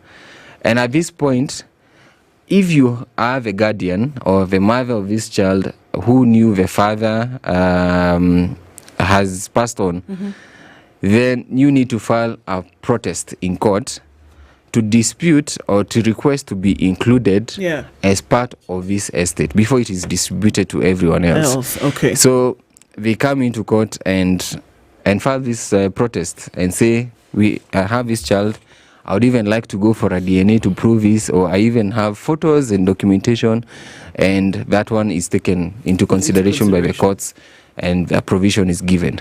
Very vital information to always have, and we want to thank you for being in the room this morning to at least shed some light on that, and definitely conversations that should continue. Asante Sana. Eliud Ngugi is an advocate of the High Court, and we'll be looking at estate succession planning and why it's important to do it this morning. Good morning. It's 8 a.m.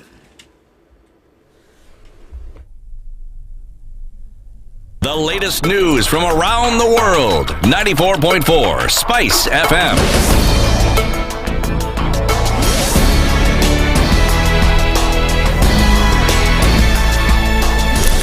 Good morning. This is the Newswire. I'm Edwin Lisamira. Intern doctors will now be paid a salary of 206,000 shillings in accordance with the 2017 collective bargaining agreement signed between the government and the Kenya Medical Practitioners, Pharmacists and Dentists Union. This follows the signing on Tuesday evening of an agreement between the Doctors Union KMPDU and the Ministry of Health. KMPDU Secretary General Davji Atela said the signing meant that their nationwide strike, initially set for Sunday, was effectively called off. Based on our union's resolution in the Special Delegate Conference, that we are not going to take any more promises in this particular strike notice that we issued. We want to appreciate the involvement of the Deputy President, the Council of Governors, and the Ministry of Health that have worked around the time to ensure that what we demanded, that is the evidence that the doctors in the counties are receiving the basic salary arrears, for us to sit here today. On his part, Deputy President Kithure Kindiki said the government takes health workers seriously and was still open to further engagements with the medics to iron out sticking issues. We are glad that we can now sigh with relief that our hospitals, our public hospitals will be operating, because our doctors are going to continue providing health services, which is their calling. I want to reiterate the commitment of the government of Kenya and President Ruto's administration commitment that healthcare is a critical sector. Last week, Atela announced that the doctors would down tools on Sunday, expressing frustration over what he termed as neglect by the government in enacting the 2017 CBA. The intern doctor's salary had been reduced by 70%. President William Ruto has announced a new cabinet reshuffle just days after meeting with retired President Uhuru Kenyatta. Sports CS Kipchumba Murkomen has been transferred to the Ministry of Interior, replacing Kithure Kindiki, who's now Deputy President, in what appears to be a political settlement between his predecessor. The retired President's close associates have been included in the cabinet. Former Health CS Mutahi Kagwe has been appointed to lead the Ministry of Agriculture, while former Nakuru Governor Lee Kinyanjui has been appointed Trade CS, replacing Salim Vuya, who's been transferred to the Sports Ministry. Former Kiambu Governor William Kabogo will now serve as ICT CS, replacing Margaret Nyambura, who's been appointed Kenya's ambassador to Ghana. The President also named former Sports CS Ababu Namwamba as Kenya's permanent representative to the United Nations Environment Programme, or UNEP. Deputy President Kithure Kindiki has once again defended government controversial plans to have 20 million cattle and 50 million goats and sheep vaccinated starting January next year. Speaking at his current office on Thursday during a joint interview with the press, Kindiki said the exercise aims to bolster Kenya's livestock industry and maintain that the vaccine was developed here in Kenya. And what we are rolling out is a vaccination program which has always been there for 40 years, but because there has been no campaign, high-level government campaign, we've been vaccinating about 10% of livestock. So many of our livestock are rejected when we take them out either as live animals or beef because of the vaccination question. And so it is purely a disease control issue. The vaccine is developed by Kevevapi in Kabete, by Kenyan scientists. It has always been used. It is only that we are doing a campaign to make sure, other than vaccinating only 10% of livestock, we can have 80, 90, 100% vaccination for purposes of getting market access, exporting livestock and livestock products even to other countries. DP, it's good that you... This comes days after presidential hopeful Reuben Kigame claimed that the vaccination was driven by profit motives benefiting both President William Ruto and American philanthropist Bill Gates. 35 children have been killed in a crash at a fun fair in the southwest Nigerian city of Ibadan, with 6 others seriously injured. The event was advertised as free entry and drew a large crowd, but so many people turned up that there was a crash as they struggled to gain entry. Residents said that over 5,000 children had gathered at the venue and the crash occurred when the main organizers arrived to start the event.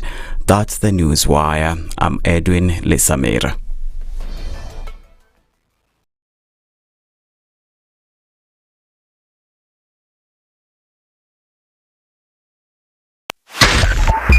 .5 Spice FM, Kisumu. It's critical that people pay taxes. But then taxation has to have a limit. When you start overtaxing people beyond certain limit, then this is now we call robbery with violence. We are all struggling, but we don't show. If you're not doing well, shame on you. But you have to say, I'm broke and I'm struggling. We are not okay until everybody is okay. We are pretending to have political parties. Why don't we just be honest? And we say, these are the Luyas, these are the Kambas, these are the Kikuyus, and we find ourselves in Kenya. You know, with politics and leadership, no matter what you do, there will always be a complaint.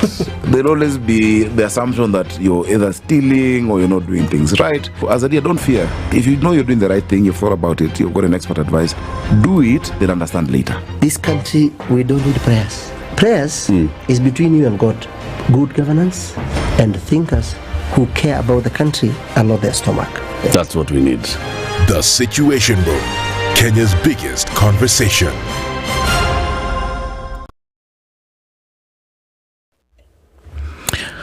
Okay, so a few minutes after 8 o'clock, and what does traffic look like now? Still not big of a difference, but Landis Road now is absolutely packed. Getting in from that junction from Jogo Road and heading out towards the Kamkunji roundabout, traffic is a thing now there. And also, let's look at the Kamkunji going on to Haile Selassie, that's busy in and outbound. The Thika Superhighway, we're not going to have an issue here. Survey then going towards Pangani at the underpass. That is where most of the traffic is right now. And so that looks busy. Outer Ring is all right as you touch on the Thika Superhighway. We've seen some traffic on Kangunda Road. It's going to be busy at the junctions, but nothing too painful for now. On Waiyaki Way, as you get out into the city, we'll see some of that traffic starting to build in different spots here and there. There's a little bit of it as you touch on the James Gishuru Junction, but I think apart from that, I think we're going to be okay.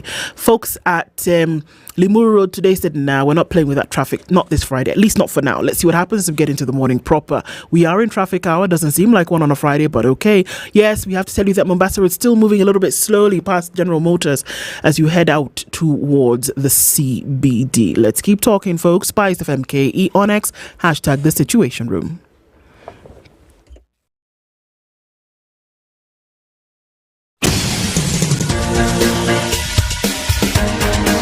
This This is The Situation Room, the home of hard-hitting political commentary and penetrating insights about the state of the nation. This is a talk radio experience like no other. The Situation Room, a place for hard truths, debates, and elevated conversations. The Situation Room, witty, political, engaging, deep, controversial. In the room, we have C.T. Muga, researcher, academic, seasoned political observer, a fountain of wisdom in these politically uncertain times. Ndu Okoh, Nigerian by birth, Kenyan by choice, communications expert, Pan-Africanist, a truth seeker and believer in people power, and Eric Latiff, agent provocateur, the man in the chair, seasoned journalist, news hound, a man who believes in punching up, not down.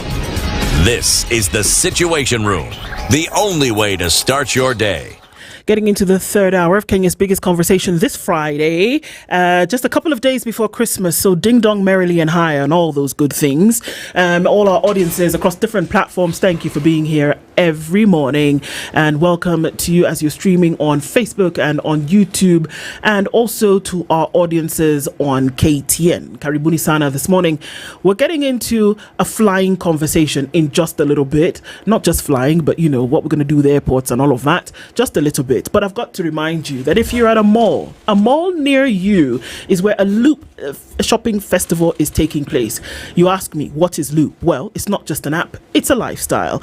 It's helping you to equip you with tools and solutions to live effortlessly. With Loop, you gain access to payment, credit, and saving services while enjoying personalized experiences, deals, and offers tailored to your needs and interests. So this festive season, Loop is your go-to partner for all your shopping needs. The Loop Shopping Festival is coming to various malls, and it's coming to one near you, offering you incredible deals with a wide range of merchants, including Hotpoint, Quickmart, Bata, Tile and Carpet Center, Java, Bountiful, Safaris, Oppo, Linton's, Mook, Simbisa, which is Chicken Inn, Galitos, Creamy Inn, Pizza Inn, Shell, Phone Express, Lifestyle Hub, Samsung, and many more.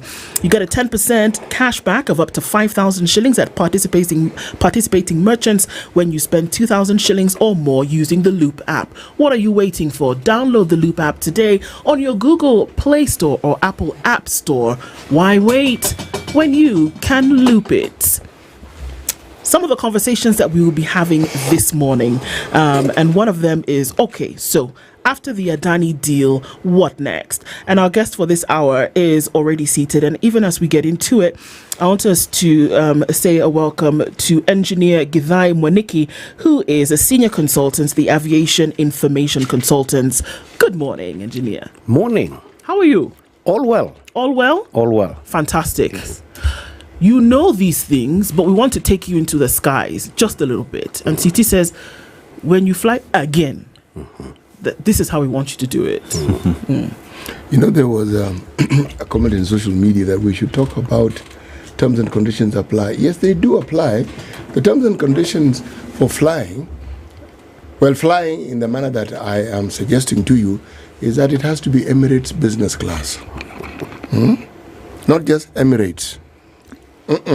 Emirates Airlines, not Emirates Shopping Center. Emirates Airlines with 140 destinations from JKIA. Now, what the business class offers you is a little more than just the ordinary business class. It's not just a huge, comfortable seat where you can fit in comfortably. And it's not just a seat that reclines so that you can rest in a sitting position. No. This one, you lie down flat. Well, I've gotten ahead of myself. Before you get to lying down flat, you really need to get to the airport. And to get to the airport, Emirates tells you, we will get you there, but we'll get you there in style. The word limousine comes to mind, and that is you in the limousine going to the airport. And then there's a question of perhaps my last meal was breakfast, and it's now 8 o'clock at night. They'll tell you, do not worry. We have regionally inspired cuisine, and you can choose what it is you wish to eat. And a drink.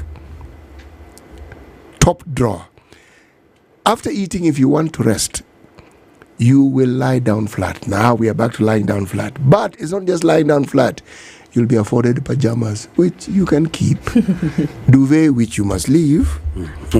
And when you wake up, as and when you wake up, you have a choice. Do I work? Do I entertain myself? Do I sit and talk with people? And this is 40,000 feet up in the air. They're saying all these things are available to you. And when you land at your destination, the same comfort that took you to the airport will take you to wherever it is you were going. And on your way back, you'll be afforded the same immaculate service. That is Emirates Business Class. Engineer Gidai knows, right? Yeah, we know. There you go. See? It's good stuff. So, I mean, how apt a conversation, isn't it, to be having this morning? So, karibu sana to the hot seat of the Situation Room. It's a hot topic and one we must look at in terms of, what's been happening in the public arena. And also then what happens to an airport in this part of the region that has always been seen as the hub, and probably still is the hub for a lot of takeoffs and landings, connecting flights, etc., etc. What kind of airport should you have? Political controversy aside. But before we get into that, first of all, a welcome to you. And speaking of flying, CT flies all over the continent every week. Every week he lands in a different African country and he brings back a basket of proverbs. This week we've been in Angola. Ah, okay. Right. Don't ask us how we get there, Emirates. But he's going to share the proverb with you. Then let us know what you think about it and how you'd interpret it. Okay. Okay. You cannot do without water, even if it drowned your child. You cannot do without water, even if it drowned your child. I'll give it very simple. The basic one and the in-depth one. The basic one will be water is an essential need, and it's not a want, it's a need. You need it. However, just like everything, it needs to be used properly so that it works for you. So if you put it in a swimming pool and you are there enjoying, you need to know that it has to be used in the proper way so that safety is not compromised. So yeah, you need it, but that very thing that you need it, if used in the wrong way, can give you the wrong results. Well, there you go. Isn't it? Yeah. All right. That very thing which you need, if used in the wrong way, can give you the wrong results. Okay. I think we can apply this to almost anything that we speak about, but even very apt to what we're having a conversation about today. The upgrade and the management of the Jomo Kenyatta International Airport and maybe a few more around the country was taken into... we were in turmoil. There was a whole storm about it.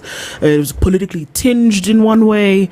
But then the question of the actual infrastructure around an airport in Nairobi, in Kenya, which is a hub for the region, then really took the lower end of the conversation. And because of certain things, we then saw that the deal that would see JKIA upgraded and then managed over the next 3 decades then was chalked out. But that did not take away the need for the upgrade of the airport. Whichever way we want to color it, there still looked as though there needed to be an upgrade. So let's start from there. Yes. Engineer, looking at the airport and trying as much as possible not to color it politically, is there a need for JKIA as it is right now to be upgraded to any kind of status? Okay. Again, thank you very much for inviting me. I will kindly request for a minute. We rewind a bit why we are here. Okay? So that will tell you and inform you why we are here. Kenya is a hub and has been a hub for quite some time. And back even before independence, we did our first airport, which was initially a Maram airport and then later upgraded to Embakasi Airport then, 1958. Then that is what worked as Nairobi Airport. So it served us for quite some time. And in the wisdom of the government then, Later, much later in the 70s, we did what is now JKIA. Later renamed JKIA immediately after the former President Jomo Kenyatta died and Moi took over. So that airport had been designed with a very good vision to take us for 20 years. That was the plan, 25 years. Okay. Initially, it was designed with a very good design, with a terminal structure, which is what we refer to as a concave terminal structure, not a standalone. So you maximize on the number of aircraft that can park. It was and is still a single runway airport design. And by then, when it was opened and renamed JKIA, it was designed initially for 2.5 million pax. Okay. Then we had the hub carrier, which was the East African Airways then, later transitioned to Kenya Airways. So it worked, and the design was to work for about 20-25 years. That was the plan. So from the 1970s, yes, it would essentially have worked with that plan, 2.5 million pax, serving the region, and of course externally until 1995. Plus or minus. Okay. Plus or minus. All right. During that time, a few improvements were made to the terminal structure and a bit to the aprons, to expand a bit of the apron. What's an apron? Oh, let's go slowly. Not that. Let's go slowly. What is an airport? Airport is three things. You need the runway. That is what you know. Then you need the taxiway. The taxiway is how the aircraft exits and enters the runway. That's a taxiway.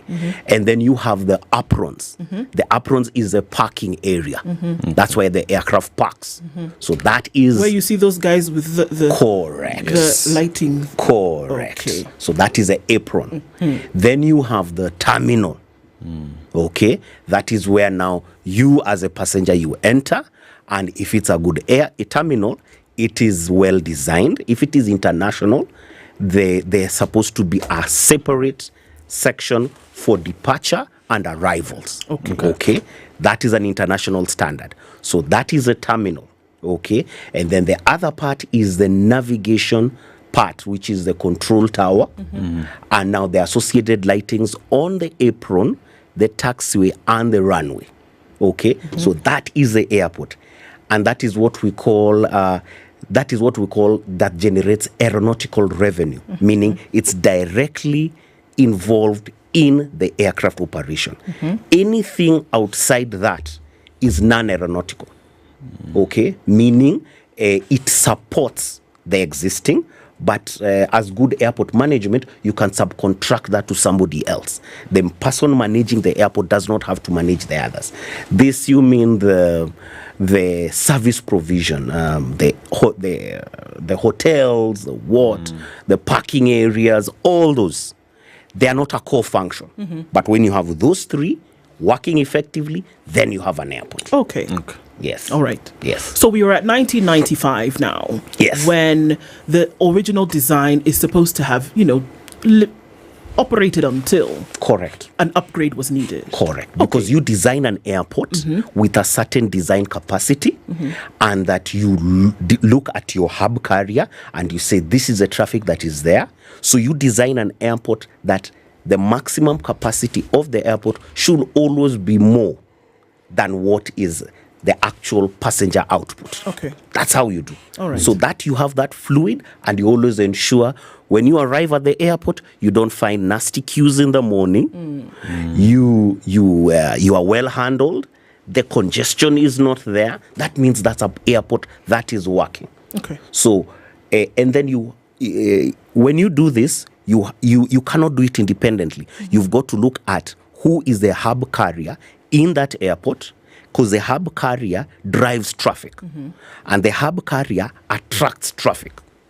Okay, so in another day, we'll have a conversation of the importance of the hub carrier, which for now is Kenya Airways. Kenya Airways. So that you need to understand why You need a hub carrier. You don't want a hub carrier, you need a hub carrier. Okay. So JKIA was working well until around 1997, 1998. Beyond there, we started feeling the pinch. Okay. Because the congestion started coming in. And then a good thing was that KQ was now performing fairly well. The fleet numbers were coming up. Passenger numbers were coming up. Kenya was getting into more and more bilateral service agreements to attract other airlines. So traffic was slowly building up and building up. Our neighbors were not doing so well. Okay, so everyone within the Eastern African region preferred Nairobi. Up to and including the shock on you, there was a time that we had a war in Ethiopia. And Ethiopian Airlines could not continue operating out of Addis then. What did they do? Come to Nairobi. They came to Nairobi. And, it was a good thing and it was a bad thing later, but they came to Nairobi. And they cemented the role of Jomo as a hub. And during the same time, KQ was performing. However, now, how are we managing our airports? That is where the problem comes in. Okay. Before 1991, we had the Department of Aerodromes, okay, which was later now upgrade. We had two aviation entities. We had the Department of Aerodromes and the Directorate of the Civil Aviation. So the Department of Aerodromes the role was to manage all the aerodromes. And aerodrome means where an aircraft can land. Okay. Yeah. So that was its role. Then later it was upgraded by a new law, Cap 395, to create Kenya Airports Authority. Okay. So that was tasked with the job of now managing all the airports. Okay. So that was good till there. But that organization from onset has never been well aligned to manage airports effectively. Why?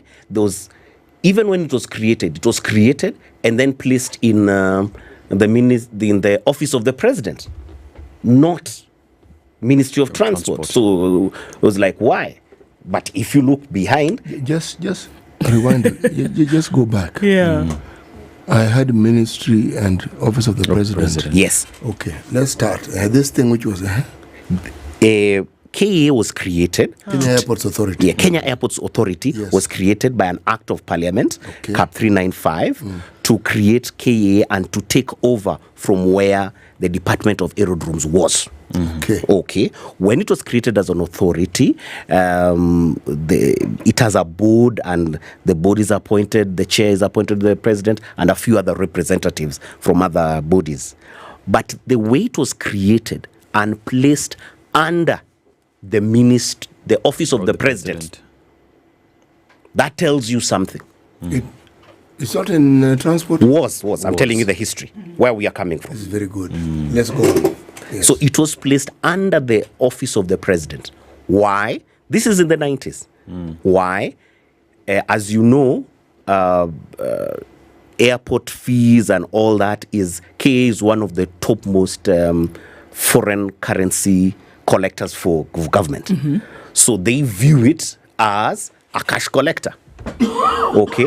So even from then, the former president used to see it as a source of dollars. Let's call it for what it is. Okay. And it was a source of dollars, was it not? It is a source of dollars till now. Till today.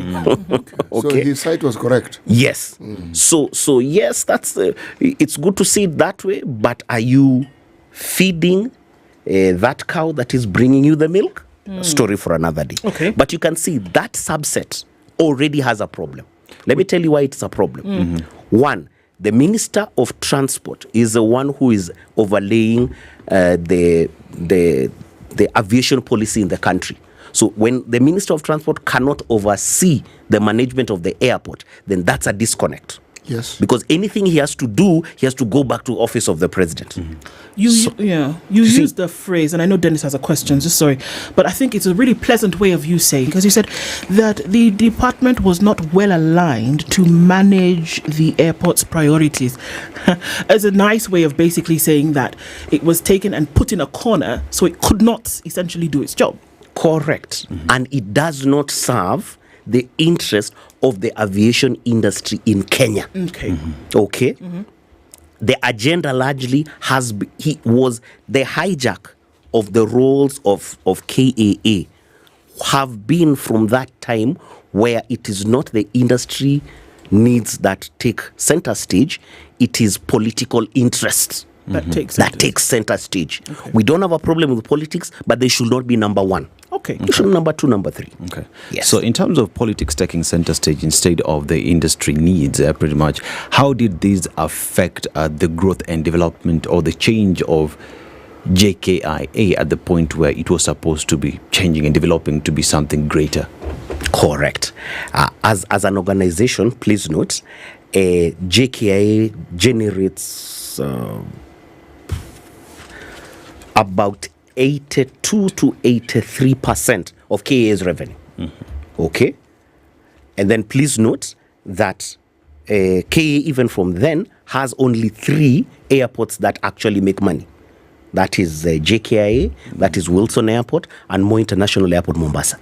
So those are the ones that generate the money. Okay? All these other airports that you see are not commercially viable. They are there for strategic interest, for health, for regional connectivity, but they don't make money. It's not a problem, but you're also supposed to ensure that the ones that make money get the lion's interest. How exactly do you ensure that an airport makes money? What is it that makes an airport money? An airport makes money out of what we refer to as the aeronautical revenue, that is the landing and parking fees by all the aircraft operators, that is the airlines, the charter operators, and all that. So there's a landing fee, there is a parking fee. Then there is the second huge chunk of aeronautical revenue, which is the passenger fees. So each and every departing passenger will pay a certain amount as paid by the operator. Okay. Yes. So that's how it works. Let's answer that. If you could look at this before we go to break.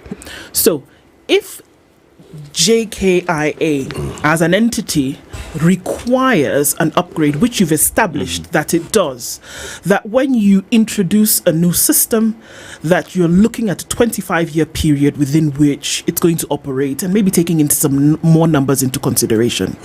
So come 1996, 1997, you've already established that an upgrade was required. Now, through an act of parliament, or rather, right, KAA was established. So if anybody, or if anybody would be aware of an upgrade that was necessary to implement and operationalize it, it would be KAA. Yes. Okay? Yes. Right? As an executive agency. As an exactly. So, has KAA, since 1996, and we're now in 2024, when now the story of upgrades has been more robust than it ever has been. Before, we have seen, we go through the airport every now and then, we've seen that there have been upgrades. Terminals 1, 2 have been established. There's been a separation between local and international. All of those things have happened right here in this entity. In this one that then now saw that an upgrade would take place and be managed by an external party, where was the inclusion or engagement of KAA in all of this? Good. 3 things happened before that. Number 1, during the regime of our late President Mwai Kibaki, it was clearly identified that we need to upgrade, and action was taken. That is why the Greenfield Terminal was designed, procured, and eventually launched under Uhuru regime. So if that had come into play, we're talking of a clean sheet new terminal, Terminal 2, which was designed to increase the capacity by about 8 million passengers, over 55 desks, and was supposed to have cost about 55 billion. Kenya shillings? Yes. Okay. Okay.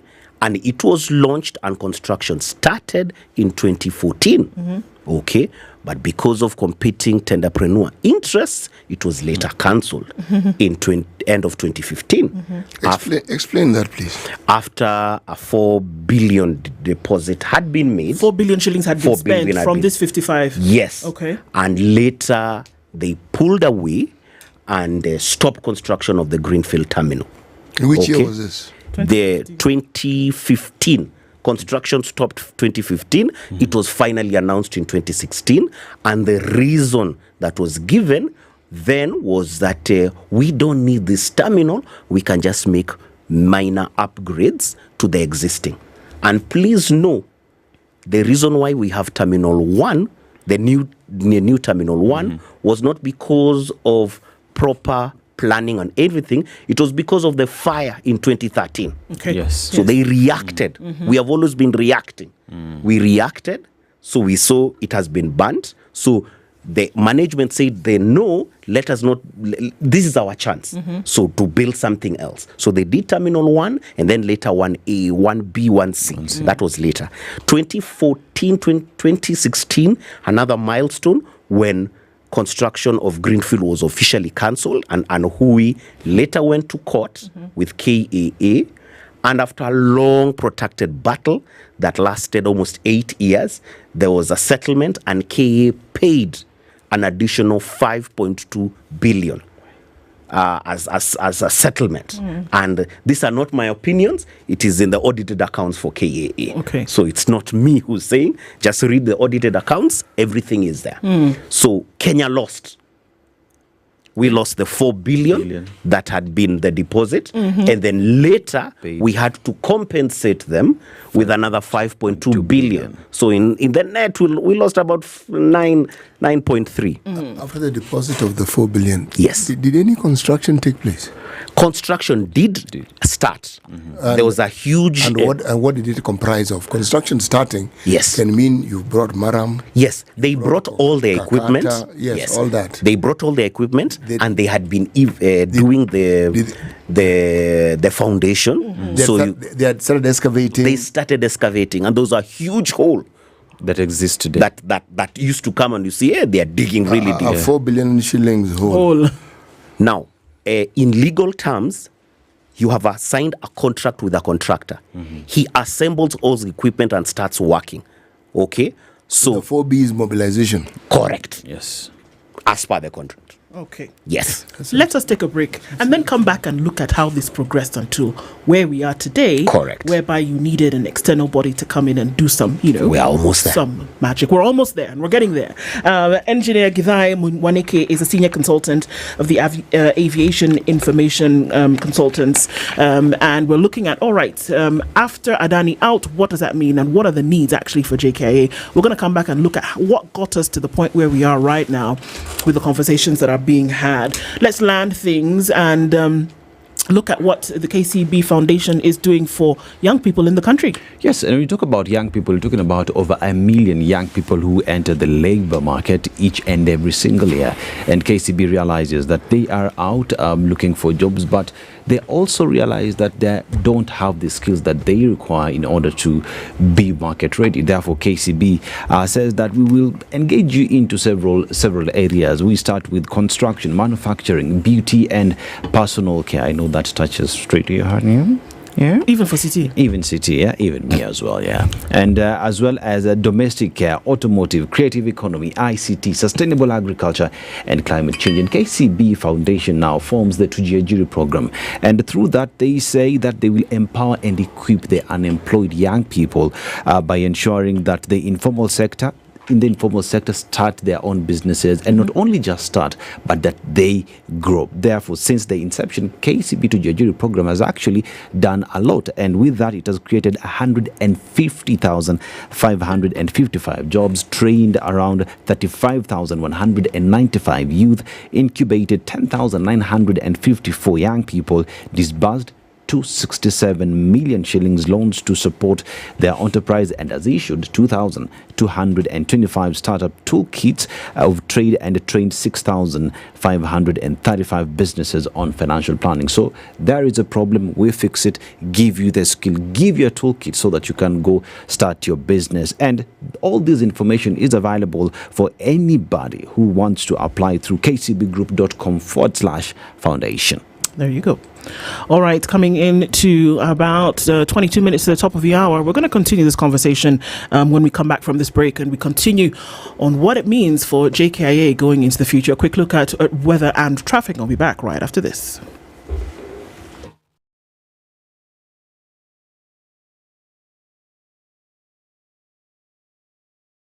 This is the Situation Room, the only way to start your day. A holiday in South Africa sounds something like this. The brunch with girls, the spots, the paragliding, the bucket list, the vibe, take the company, everything, the energy. No, for real, babe. And we made new friends. Yes. Yeah. And cheers to sweet escapes. The sweetest one. Your adventure in South Africa is just around the corner. Get 15% off flights when you book a holiday to South Africa on KenyaAirways.com. Come journey with us. The weather with SpiceFM. And the weather in Nairobi, we have highs of 24 degrees and lows of 16 degrees with a possibility of rain later in the day at 37%. And in Kakamega County, highs of 29 degrees and lows of 17 degrees. In Mvita, that is Mombasa County, highs of 31 degrees and lows of 24 degrees. In Malindi, Kilifi County, that is highs of 31 degrees and lows of 24 degrees. To the lakeside city of Kisumu, highs of 29 degrees and lows of 20 degrees across the borders. To Kinshasa, Congo, highs of 33 degrees and lows of 23 degrees. In South Africa, Johannesburg, to be specific, highs of 23 degrees and lows of 15 degrees. And in Paris, France, highs of 8 degrees and lows of 3 degrees. And in China, highs of 3 degrees and lows of -5 degrees. That is the weather this morning. Mature, intelligent talk every morning. Spice up yourself.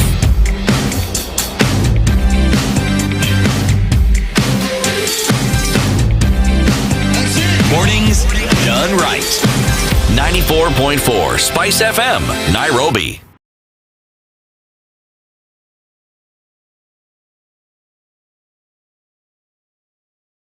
Okay, so what are we looking at on the roads this morning? Still continues, I think, free flow of traffic coming off of Jogo Road, except for your junctions. Coming in from Makadara, it's going to slow down just a little bit.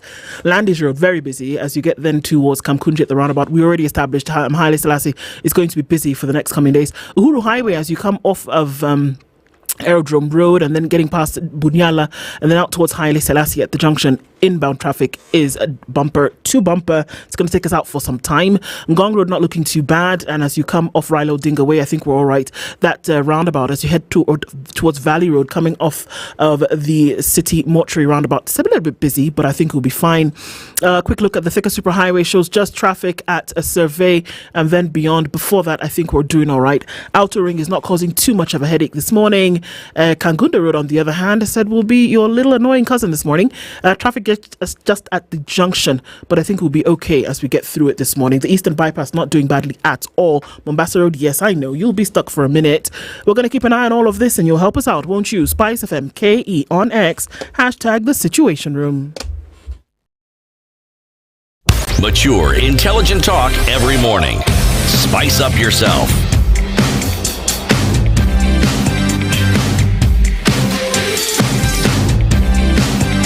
Mornings done right. 94.4 Spice FM, Nairobi. 18 minutes to the top of the hour. Our conversation this morning in terms of what next for JKIA after the Adani pullout. Engineer Githai Mwaneke is a senior consultant and of the Aviation Information Consultants, and we're asking ourselves. So we've just come off the break. 9.3 billion shillings in the hole, but there's still a problem. JKIA still needs an upgrade. Correct. And then we've come down all this time, a little bit of work done here and there, but still some help is required. Yes? Yes. No? Where are we? Where we are, so Greenfield was cancelled. Greenfield should have sorted out our terminal issues. Okay. Second is the development of the second runway. JKI, as you know it today, has one single runway. Yes. 4.2 kilometers, cut 2. So that's a problem. The design part of the master planning is that by the time we're supposed to have hit the 7 million passenger traffic mark, we should have done the second runway. Plans were done to do the second runway. Tendering was done again at the last stage in around this was 2018 now, under the former CS. It was informed to the public that that plan has been cancelled.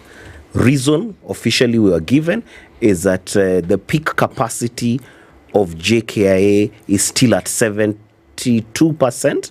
So in their opinion, we didn't need a second runway. Second mistake we made. By 72%, what do they mean? When you're at peak capacity means like for Jomo, it is in the morning. So how congested is your airport and how quickly can aircraft land and evacuate? So at what percentage are you using it? Okay. So usually in good airport design, by the time you hit 60%, when your peak is 60%, you should be starting to design your second runway. You should never get to 65, 70%. Okay. And we were at 72. Yeah. We were at 72, then heading to 75. So they said get to 100 before we do it, or what? Because when development of even a second runway is a lot of work. You design it, you go and get the funding, construction will take more than a year. So you don't wait to hit that point. But I thought with the Greenfield project, we done all this. No, Greenfield is a terminal. It was the terminal. It was a terminal only. Not the runway. Not the second runway. Okay. So we're building a new terminal because the traffic, as in the human traffic, warranted a new terminal. Correct. Now, if it warranted a new terminal, then it means that more planes were also landing. Correct. So therefore, that's why we needed another runway. Yes. Oh. Okay. Correct. That's how it works. Okay. So key milestones, we lost Greenfield Terminal. We lost the second runway. So after that, it is just chaos. Because what are we doing? Patchwork and patchwork here, patchwork there, patchwork here. So we do not have now an airport that can serve us properly. Okay, so all this work that we saw, because we did see it. I mean, I remember coming into to the country, and I remember the time that I came, there was a lot of construction going on. Correct. And so we were, diverted here. And then I even remember traveling, several times after that, and there was always something. I mean, there was always something happening at the airport. So there was patchwork, like you say, being done here and there. Yes. So I'm going to ask us to do a little bit of a jump to where we are here. Yes. Because it's been established that there was a need for an upgrade. Correct. It was necessary to be done. Correct. So why then was it so difficult to have this Adani project come in and do it? Because you have proved over the last 20 years that you've not been able to do it. Okay. So why was there a problem for an external body to come and do what you've not been able to do for the last 30 years? It was a quick kill move to try to sort out the problem, yet we had the solution that we are not implementing. So you're saying... So implement the solution. The solution is here. We don't need a grand master plan. It is just dust off the plans for the Greenfield, do the Greenfield. Dust off the plans for second runway, do the second runway. Okay? That is what we needed. A few improvements can be made to the existing Terminal 1B, 1C, because they were designed to be temporary. That's why you hear people saying it's a tent. A section of it is a tent because it was supposed to be temporary. What was the reason? Because it was supposed to have worked for 7 years, during which you will have done Greenfield. Right. So once you do Greenfield, then you can come here now and do a proper permanent design for 1B, 1C, 1D. And what is not good, 1E. 1E is not good. But you cannot do that just in one day. So the plan was do Greenfield. Once Greenfield is up and running, 1B, 1C, 1D, 1E should have been shut and be done afresh completely. So if I'm to extrapolate, simple. If I'm to just go, essentially what the Adani Group would have come in to do, yes, Kenya is able to do through yes, KAA. And even better. Okay. And even better. And why? the people who operate KAA, Ministry of Transport, who are these other people that you mentioned? Are they aware of this? They are fully aware. Okay. The issue is implementing. Mm-hmm. Implementing is where the problem comes in. Okay. What did Adani propose? Adani was proposing to set up a new terminal, a terminal design which they never shared. Because we read the investment proposal. They never shared the exact design of how that terminal, new terminal will have been. What they were doing is that there will be improvements, initial improvements to the current terminal, taxiways and aprons that they were to do. And then phase 2, they were to set up the hotels. Okay? Very quickly Was to set up. Was there a runway somewhere in this district? No, I'll get to it. They were to set up the hotels. That was initially in the first 24 months. And then after they do those short upgrades, they manage the airport for 30 years. No, they manage the airport first under a breather for 5 to 7 years to recoup the small patchwork they did, and then do the second terminal, a design which they had not shared. Okay. Then at the tail end of it, I think it was on year 32, 33 is when they were to do the second runway. Okay. and wait, with this Adani deal, was the government paying any money up front? Nothing. Yes. So since we're not paying anything, yes, that's why we're allowing them to run the airport. Yes, and we give them the title for Jomo.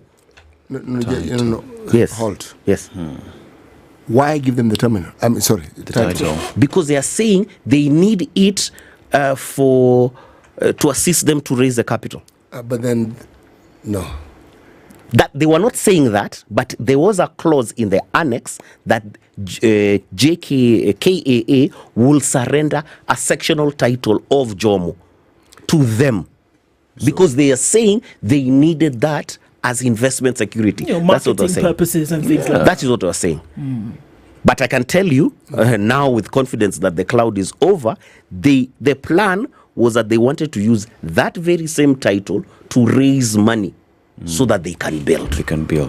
And then now the bigger problem was that now they would get workers from India to come here with the work permits which were free now to be the airport workers. That was documented? That was documented in the PPP. The PPP. Yes. Now, Lydiah, you're saying that the Kenyan government issued the contracts to Adani without the proposals on what they were coming to do and even the master plan on how they were going to do it. To be correct, the Kenya government had not signed the final PPP. We were at the last stage of negotiations, and the window period was to close mid of November. Okay, so we were on the final stage. But now at the final stage is when now things went beyond control. Locally, people were fighting in court, and certain injunctions had been made. But the main trigger was the indictment of the management in the U.S. court. That's what finally saved us. We did not have to go that far. So in the absence of that indictment, yes, Adani would still be around. Adani would have been around and would have been left. The battle would have been left to us as local guys to fight. There's something I need to understand here. Yes. When we say that we're able to do it locally, what do we mean? Are we saying we have the expertise to be able to build the airport? Are we saying we have the money with which we can actually fund the building? Correct. What are we saying? What we are saying is very simple. Number one, we need to restructure KA. After we restructure KA, we'll have an organization that will have the capacity and the capability to implement. Because we have tried on 3-4 occasions to do big projects to transform JKIA to what it's supposed to be, but with the existing structure, it has been hard. Is KAA under the Ministry of Transport or in the OP? KAA today is under the Ministry of Transport, and it is operating with law that is from 1991 that is completely outdated, and it does not address the issues of the industry. Okay. So the KAA of today, as the structure is it today, is very difficult to deliver. Just walk us through this. What is it that makes it difficult? You have a board. Simple. You have a board. Yes. You have a board with the chairman who is appointed by the president, but there is no requirement for him to have any aviation knowledge or experience of capability. That's a bit of a problem, isn't it? That's a huge problem. Number one. Number two, you have in the same act that outlines terms and appointment of the managing director, it does not state the experience levels required of that managing director. You have a board of 9 people. 3 or 4 of them are supposed to be appointed from members of the public, but the act is not clear enough to state the experience levels required. So members of the aviation professionals do not have a proper way to join the KA in the board. Okay. If we are wise, we will be able to have a proper representative of airlines in the board, representative of cargo operators in the board, representative of AMO, aviation training organizations in the board, so that we don't need to be talking from the outside. How would that guarantee, though, that you would then see the implementation of certain plans that have already been, I mean, like you said, they've been put on paper, they've now gathered dust in, back room of some office somewhere. How would the restructuring of KAA then ensure the implementation of some of these things? And you would not need to invite external bodies to do this work. For any major action you need to do, it needs to go to the board. The board needs to be to approve this. But what board is this? That's the issue. If the board does not understand the aviation matters, does not understand what a terminal is, does not understand the importance of a second runway, does not understand that we need additional exits to the existing runway, then what board is this? I have to ask this question. Where then does the civil aviation body fit into this discussion? Correct. The civil aviation body, which is KCAA, is a regulator. The KCAA, that's a separate body, is a regulator. Okay? The regulator, us as operators, we have really worked to get a civil aviation authority that serves us. And that we've worked. We've worked very well. Is the board a representative of the industry? Today, yes. We do have sectoral representatives in the KCAA board. Are they working the best to deliver for us? It's a bit debatable, but it's there. They are really trying. They are really trying. If today we have issues with KCA, I can tell you, the media is the last place we need to go. But you see, KCAA doesn't just function within the boundaries of Kenya. Its role is to be the civil aviation regulator in Kenya. Yes, but it represents us with other international bodies with whom we have an understanding in aviation matters. Yes, it represents us as an ICAO, yes. Yes, exactly. Now, are we therefore saying that the boards that we have with the representation have the adequate, the requisite wherewithal to be able to represent us adequately in all these partnerships that we have in the aviation world? When you go to the international partnerships, there the board is not the one that goes. It is the technical management that goes there. Because at ICAO level, you need technocrats, you need proper aviation professionals. So there's no problem. When we go to the international forum, that is where the DG goes. That is the Director General, the DASA, the Director of Aviation Safety. So that essentially there's no And problem. all these people are aviation matters savvy. Correct. Because today, for example, for you to be the Director General of KCA, there is a prerequisite level of aviation experience that you require. And so that I can't wake up today and say, because he's my friend, I appoint him. The next thing you can, but you can appoint him, but I will go to court, Section 19, and you will quickly be declared that you're not qualified. Chairman of the board? Chairman of the board is open. Chairman of the board is open. Why is it open? For now, it is open, but should it be open? No, it should not be. Okay. You should have a certain level of aviation expertise. You see why I ask this is if the head of the regulatory board is not someone who has aviation knowledge, how then can you regulate? Thank you. How else then can Thank you. That is a problem. That's why if you look at the KCA board over the years, KCA is now 22 years. Yes. The initial chairman who was there and served for quite some time, served even longer than what was required by law, was a seasoned aviator. So the critical things that needed to be done then were done. Okay. After that, we got a politician in the name of Pogisho. We got another weatherman who was there. Then now we have a maritime guy. He knows aviation.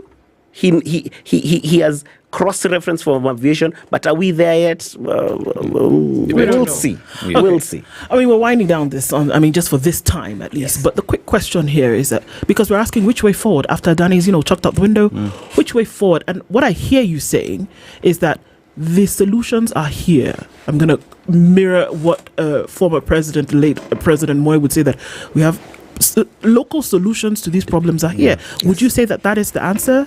Yes, local solutions are here, three-pronged. Number one, reform KAA, restructure KAA, remove this outdated law, 1991 piece of legislation, too old, cannot deliver for us. That's number one. Number two, have an effective review of the master plan development for JKIA.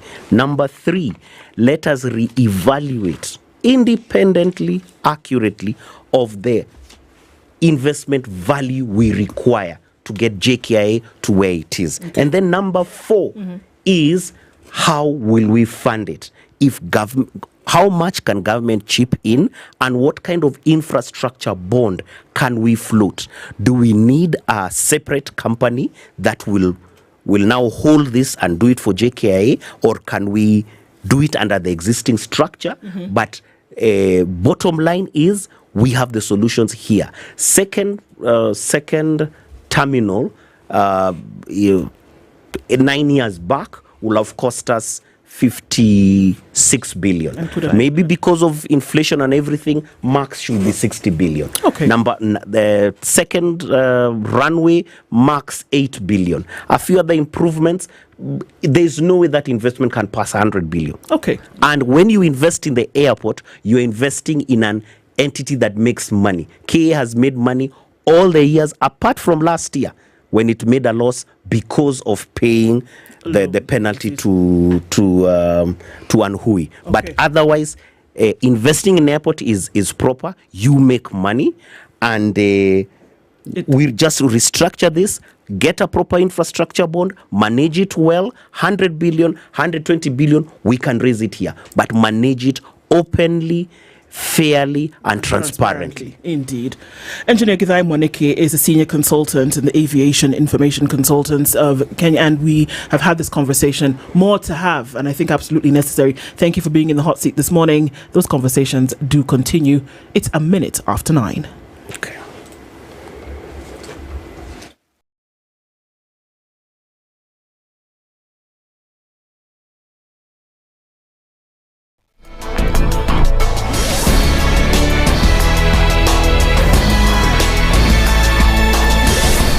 Good morning, this is the Newswire. I'm Edwin Lisamira. NARC Kenya leader Martha Karua has slammed President William Ruto for prioritizing his planned countrywide livestock vaccination exercise over other far-pressing issues affecting Kenyans. Speaking in Kilifi County, Karua said the money set aside for the exercise should have been used to address some of the challenges facing the country, including shortage of medicines across public hospitals. She also expressed skepticism about the safety of the vaccine, although the government maintains that it's safe. Sioni sababu. Kama hatuna dawa kwa mahospitali, dawa ya binadamu, mfugo ni ya kusaidia binadamu. Tukiwa na fedha ya kuchanja ng'ombe, unaanza na ng'ombe au unaanza na mwenye ng'ombe. Tuwekewe dawa hospitalini, elimu ya watoto wetu iwekwe sawasawa. Mambo ile muhimu, tutafikia ng'ombe. Na tukifikia ng'ombe, utatuelezea ni chanjo gani. Usiende mkatengeneze na marafiki zako wa beberu chanjo ambayo haieleweki ya kuja kuangamiza mifugo yetu na kutuangamiza kama binadamu. Ukikula nyama ya ng'ombe imedungwa na kitu haieleweki, pia wewe utaangamia. So tunasema kama iko fedha, weka dawa hospitali kwanza, alafu tusungumze. Karua also stressed the need for Kenyans to come forward and oppose the country's bad leadership. We can get ourselves out of where we are if we come together, unite and say enough is enough. And I keep on telling William Ruto's regime, asitumie maneno kama enough is enough. You do not have the privilege of telling us enough is enough. Wewe ni mtu tumeajiri kazi. Wananchi ndio wadosi, ndio wanaweza kukuambia enough is enough. Ukiona kiongozi anasema enough is enough, amelewa na madaraka, hajielewi na haelewi katiba ya Kenya. Uwezi ukatutolea ukali ukituita majina. Wakenya washakufukuza, walikufukuza mwezi wa June wakati uliua majensi, na wewe unashikilia tu mahali na utakuja kuanguka. Police in Kisumu are hunting a gang that attacked and dropped a senior police officer on Sunday. The officer in charge of petty crimes at the Kisumu Central Police Station was on patrol when he was attacked by two armed men. The men stabbed and injured his left arm before robbing him of 70,000 shillings. Police have conducted a number of raids in search of the gang, and dozens of suspects have been arrested and interrogated. In Naivasha, police say they've arrested a suspect and recovered an AK-47 rifle from him in the Mirera area. The recovery was made during an ambush that foiled a planned robbery on a private residence. The government has continued to urge Kenyans to remain vigilant during this festive season, days after the Interior Ministry outlined key security concerns. The ministry said petty offences like pickpocketing and muggings are expected to increase, especially in crowded areas like markets and shopping malls. In a TV address on Thursday, Prime CS and Acting Interior CS Musalia Mudavadi urged Kenyans to exercise caution to avoid accidents. He directed security agencies to beef up security across the country. I give the following directives to our security enforcement officers. 1. Increased police presence and patrols along major highways both day and night to monitor and enforce compliance with traffic laws. The enhanced patrols will serve to discourage reckless driving and speed violations and to prevent unlicensed and overloaded PSVs from operating. 2. Strict enforcement of vehicle roadworthiness regulations, including ensuring that all PSVs have valid road service licenses, either for long distance or commuter routes. Human Rights Watch has accused Israel of committing acts of genocide in Gaza by deliberately depriving Palestinian citizens there of adequate access to water. It says Israel's actions include intentionally damaging water and sanitation infrastructure. The campaign group says this has probably caused thousands of deaths, which it says is also tantamount to committing the crime against humanity of extermination. Israel has rejected the claims as propaganda. That's the Newswire. I'm Edwin Lisamira.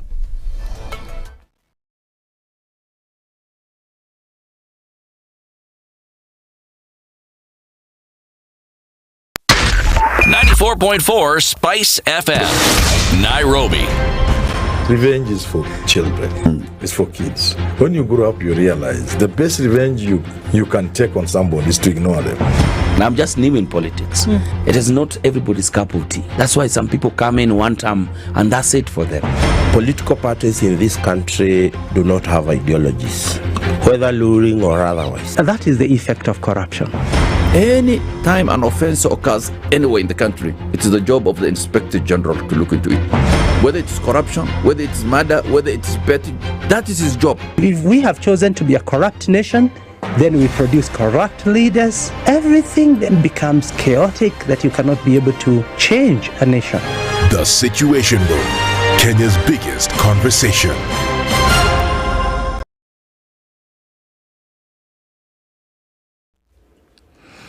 All right, a quick look at what it looks like on the roads this morning. I think we're getting through Friday morning without too much of drama. Just some parts where it's going to be sticky for most parts of the morning, but I think we'll be able to get through it. On Uhuru Highway, we'll see some of that build up as you get towards Haile Selassie. And then after that, inbound traffic also on Uhuru Highway will be quite something as well. Traffic on Landis Road is busy. And also, as we look at that Haile Selassie area, busy then getting onto and into the CBD. The Thika Superhighway has not given anybody pains this morning and likely to continue just that way for most parts of today, save for that Pangani underpass area. Let's keep keeping an eye on what's going on with traffic this morning. We'll talk on SpiceFM KE on X, hashtag The Situation Room.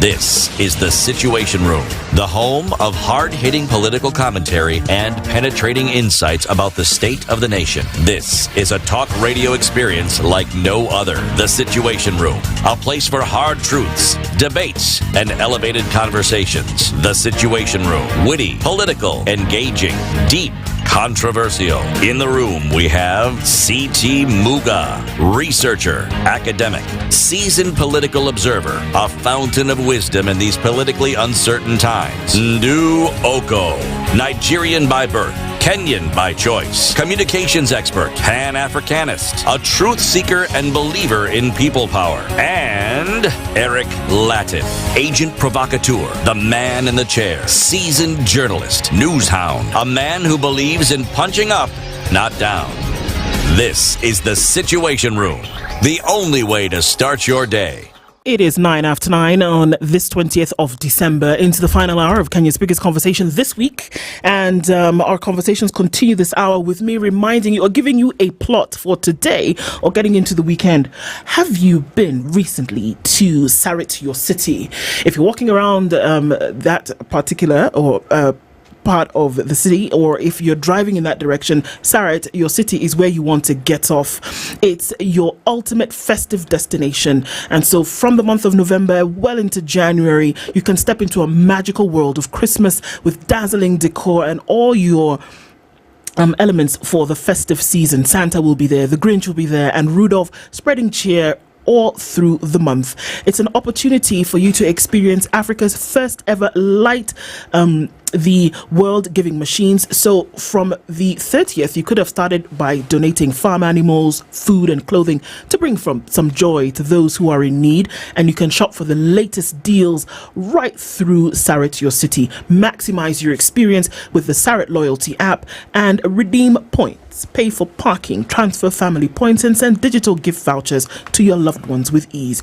And don't forget, there's Masai Market every Wednesday. It was there yesterday, rather the day before. And there's also a kids corner every weekend. Getting into the weekend, you can enjoy all the elements of Sarit, your city. And that's for when you're on the ground.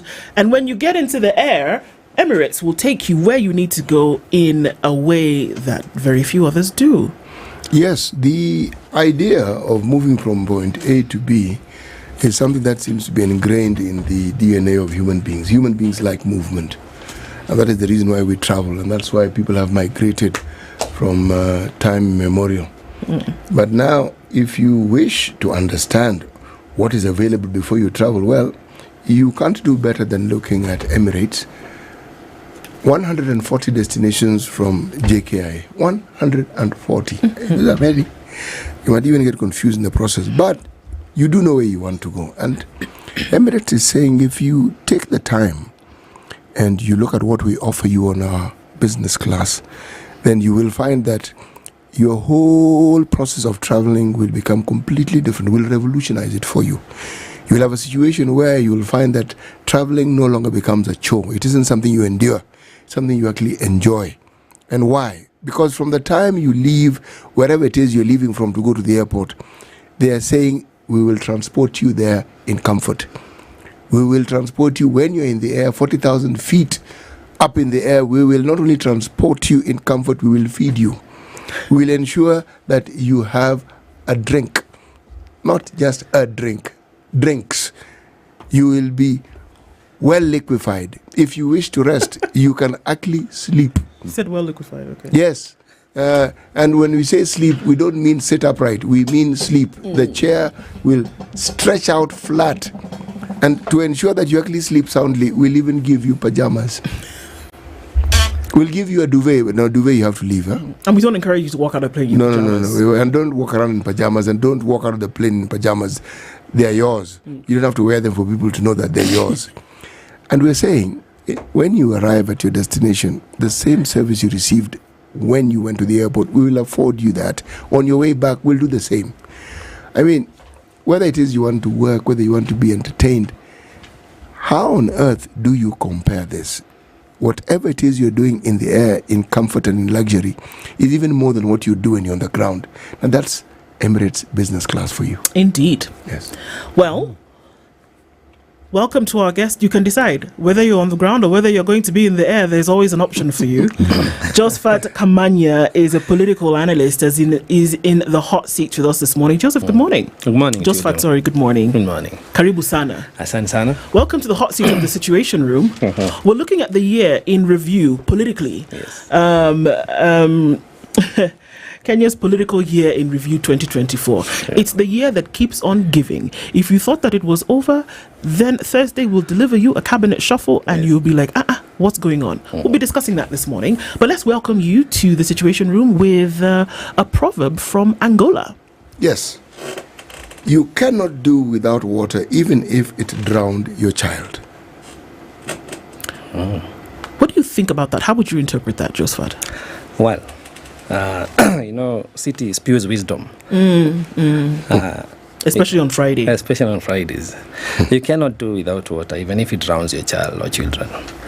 I think there are essentials and basics that we cannot overlook in life, regardless of whether we want them or not, whether we are happy to have them or not. But they are basics and core principles of life and things that we must appreciate. But it is upon us to manage the existence or presence in our life. Because you do need water, but if you don't manage it well, in a manner of speaking to the proverb, it drowns your kids. So it's upon us to manage. Indeed. Yeah. Well, expectations, opinions are things that have been managed or trying to be managed over the last 12 months. And we got into a really political year. Was it not? Yes, it was. I mean, 2023 started off really politically with, protests. It was called the Sufuria Revolution, and then we went into NADCO. No, even before broad-based, went to NADCO. There was, people sat at Bomas and earned hefty allowances, and then came and told us how we're going to do 1, 2, 3. Then we've ended up with, implementation of a NADCO report or not implemented, and then now. There's an impeachment. People signing it or not signing it. Whether we are going to continue or not, whether we're going to be part of it, whether you're giving your opinion or not. I mean, we went through that whole fracas. And then now we decided, okay, we're going to have 2023 finance bill. Kenya said, no, we don't like. 2024 came, they said, this one out completely, get it, we don't want. June 25th, went onto the streets. President got upset with Kenyans and said, you guys, you know what? I can't be complaining about everything all the time. I'm just giving a rough shot going through all of this, and then all of this resulted in a dissolution of cabinet. Some people came back, others didn't, were put in other places. And then yesterday we had a cabinet mini reshuffle. People brought in, for their talents and skills in particular cabinet offices and for nothing else. And here we are. We've just come through, and I have the picture in my head of somebody who's come out and their hair is all over the place. They've lost a couple of teeth, and it looks like that's what Kenya looks like politically at the moment. What are your thoughts about how we've been? Thank you, Du. And it's very interesting that you've really highlighted the exact situation of what we've been through for the last almost 2 years. It's been a political journey, and we've had to endure a lot of pains, a lot of struggles, and a lot of agitation. Because what I love about our country is that we as Kenyans, we have chosen to own our country. And we have not ceded the leadership or power to the people who are in this case, the regime. But my thoughts as of to where we are and how it's been, I look at a progression of democracy, a democracy that we as a people must continue to be invested in. I've seen us as Kenyans come out very strongly and with opinions, as you say, and expectations on how we want to be governed. And most of all, what I have seen come out as the winner is our constitution, because it has reigned, it has reigned supreme. If you remember the Gen Z revolution, they were saying, leaderless, but we are led by the constitution. The whole reshuffle, the firing and hiring of cabinet, it revolves around the constitution. The whole political and constitutional process of impeaching a deputy president, it was constitutional driven. So I'm glad that we do have a constitution that we can fall back on in terms of, when there's haters in good leadership and proper governance. But I'm also concerned that if this becomes the trend for the next 2 years, where will we be? Because I think, most importantly, the bigger question we need to answer is the economic situation of the country. And kindly try to step away from the political theatrics that we've been exposed to. So it's a dire situation, but we must engage and converse around it so that we come up with a solution. Kenya is home. We are not going anywhere, and we must own it. Now, it is a time where, when this regime came to power, the first thing that went about was massive shopping. Other members of parliament joining the government and becoming part of it. And with this, we've seen how laws have been forced down the throats of Kenyans. We have seen the decisions that are being made. Public participation has just become another term that is on paper. In terms of moving forward and going into the future, we expect that Kenyans will continue putting this government in check. But as we do that, we also see a regime that is fighting back and telling Kenyans, mtadu. As we move forward, Kenyans are also saying, we will show you that the constitution is supreme. Yes. Which way, Kenya? Which way, Kenya is that they will not believe. They will not believe in the sense that for far too long we have believed that political class held a solution to our country. But, lo and behold to us, in the previous campaign season, we had the Azimio and the Kenya Kwanza formations. And strong stewards of the Azimio were saying they can never work with the coalition of the Kenya Kwanza. But we have seen broad-based government. Yes, we have seen Joho convert. He converted from I cannot to I will and I will defend. And if you are living in the slavery times, persons like Joho would be like the field nigger who became the house nigger, and then tells you we should not protest because the boss is feeding as well and you're sleeping well. But when he was surviving outside in the harsh conditions with the cotton pickers, he was agitating for some change. And that is an extension of what we even saw yesterday. The Jubilee fraternity, part of them being brought into government. So the solution does not lie with the political class. The solution lies with us Kenyans. They will not believe has to be the only way we must transform and transition into good governance that we aspire to see. You speak of opulence. Yes, it was there. And during the agitation of the Gen Z revolution, that was one of the core things that was spoken on. And it led to the president coming out and pronouncing himself on austerity measures. But unfortunately, they remain on paper. So we must ask ourselves as a country, when we speak of leaders, when we come out to vote, what really are we looking for? Are we still trying to do this regional balancing thing? Or do we want a person who can do the job for all of us as Kenyans? Because as a country, we shall have a president, according to the constitution. One president. Out of the many millions that we are, only one person can lead a county as a governor. So we need to start now trickling down to the qualities and characteristics of the persons we want to see in office. There is nothing wrong with you being affluent in life, because we are business people, we work, however you make your means. But if you're holding a public office, it behooves you to have some wisdom and know that you're a subject of servitude to people. So how is your public relation? And that is where this whole government has fallen short. We don't have issues with people of capabilities being in office, but what we have issues with, as do try to allude to, is can these people deliver? At some point, we were wondering whether the impeachment of the deputy president was going to be an economic solution to this country. But has it? No. We have a new deputy president. We saw him yesterday. He was in an interview I was watching, and he's not seeming to be a solution to the economic situation. He has not brought down the political temperatures we are having. So we are having a very hostile political interface, and the people have left the government. If you remember the times of, I think it's 1 Kings, chapter 12, verse 12, talks about Jeroboam and Rehoboam. When people are agitating for the yoke of oppression, the lifting of it. Yeah. And I think that was the last kingdom that ruled Israel at the time. So, one of the leaders did what exactly the president is doing. He went for the political class, the leaders of that time. And they said, no, we can manage the people. Let's just change a few things here and there. And then one person who was a servant came up and joined the people, and that's how the revolution came. And of course, they toppled that government. It's the same thing that is going to happen. I do not see a future for our president having a second term. So why do you say that? I mean, look around.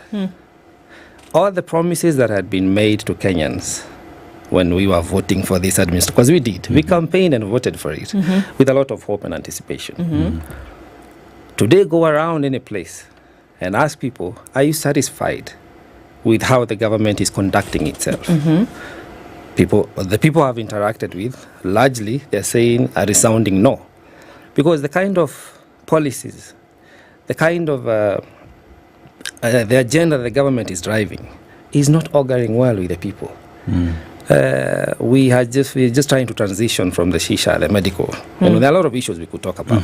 But that sits very deep with people because, it's a health concern for every Kenyan. The transition has not been smooth. We don't care about the policies. Kenyans care about the service. If I go to a dispensary, am I going to find the facility well equipped, both with personnel and equipment, to attend to the sick? We've just been having the whole education funding model. We don't need to rebrand what we had, the HELB, the NHIF. That can come later. But before they bring it to the people, they should have had a strategic transition plan whereby you make sure that the services will be available and the people get to the point of being served. Again, and this is what is most important according to me, people do not trust this administration. The trust deficit, I don't know where we are going to borrow. In the habit of borrowing as a country. I don't know where you're going to borrow some trust to bridge the deficit that we have. And if people don't have faith in you, it may not matter how much good you may do. At the end of the day, people have to have confidence that what you're doing is in the interest of us. The recent one is the vaccination for all our domesticated animals. People are asking why. Kenya is not even a major exporter of beef. We are like number 6 in Africa, after Namibia, South Africa, Sudan, Ethiopia, But then the question I'm asking, fine, if it's going to dilute the methane, will I still be able to produce biogas? Because that's what some farmers use. The next question comes up is that we have other herbivores. You have zebras, buffaloes. What are we going to do about that in Africa? And then I had a recent conversation with people and they were asking, the person funding the vaccine, or rather who is making this initiative, Bill Gates, he's been quoted to have opinions on humanity, and especially Africans, on how we need to control the population of Africa. So people are asking, how then are we to trust him when he starts to interfere with our food? Because beef is a major source of food. What we eat. You know, we have milk, we have meat. So there are a myriad of things that this government is coming out and trying to support, but people are not having a lot of confidence in them. Is it a question of the government not communicating well on its agendas and not giving the citizenry an opportunity to be part of their plans and project, as enshrined, of course, in the Constitution through the public participation clause? Well, first of all, the government does not need to give us an opportunity. It is our right. Public participation is our right. The whole public policy is about us. And that's the concept, the paradigm shift that we deserve as a country, is to understand that this government does not give us gifts. No, it doesn't respect that we are their employers. That's the thing. That's the thing. They seem to think we have a kingdom where people keep issuing fiat, and we're saying, just pause a little bit. Yes. Kingdom thing is okay as long as it stays in your head, but this is a democracy, and we have a constitution, and all we're asking is that we look at the constitution when we go about our business. That you serve us, not the other way around. We gave you the job. Yes, you didn't give it to yourself. We gave you the job. We are the boss. This is not a monarch. Do you think that there's an understanding of that across the board? The folks who you yourself being one of them that you spoke about, that gave credence to the current administration by voting, right? Correct. Where I'm assuming in the country where the same president served as deputy president for 10 years. And then those promises didn't start at the campaign. They had been part and parcel of what was happening before. So do you think there's an understanding across board that truly you are in the driver's seat as the sovereign, as the people, and that it is your wholehearted responsibility to ensure that if you're not satisfied with the way things are going, you can do and get rid of it with your vote? Do you think that there's an understanding? Well, it's a growing understanding. But the people in office clearly don't get it. Us as the people we know, but the people in office don't get it. If they did, the sitting deputy president will not be talking of national interest, public interest, and I think said something something else that is popular. No. You see, everything is premised on the Constitution. And the Constitution itself is not even superior than the people, because it's the people who... It is our document. And if we don't like it, we can change it. Yes. And then that document helps us to form a government on how we want to be governed. So the discrepancy now is that the government thinks it is superior, one, than the Constitution. That's why you see this violation of our court orders. Because if there was a rule of law being upheld, people would respect the court orders. Yes. Then they further think that they are superior than the people. That's why if you want to demonstrate, they're almost telling us that you cannot demonstrate today, yet it is enshrined in the Constitution. And if you dare demonstrate, we will deal with you. Yes. So there are all those concerns. And you saw, like I saw in the Gen Z protest when they were beginning, persons who seem to resonate with the needs of the people, they came out. But then they were accused of financing the protest. And I think you've hosted the one Honorable Jimmy Wanjigi here. He came out, he spoke that what was happening was not correct. He has come out, he's spoken on the economic question of the country. And what I like about the conversation he's driving is that he's talking about the debt. Because we are at 11 trillion. And if for sure we continue spending more or almost a third of our revenue, both on source and otherwise, to repay debts. It's not a third. It's more. It's 2/3. 2/3. At what point are we going to break free? So, and yet we have borrowed, but we are not able to resonate the borrowing and balance it with the development, because these are development-based kind of agreements that we enter into. So, these are the kind of persons we also need to come out, and they need to be listened to, so that we can interrogate the concepts. Because we're not too far away from the next election. God willing, next year in 2025 is the last year, because 2026 will be plunged again into campaign mode. But why are you saying plunge and we're already in campaign mode? We're here. It's going to deeper You're getting deeper into I mean, let me ask the question. Yes. When you look at the appointments that have been made, why do you think these appointments are being made? The earlier ones, people said ostensibly because of the Gen Zs and what they raised, and then which birthed the broad-based government. And now this one is a broader-based government.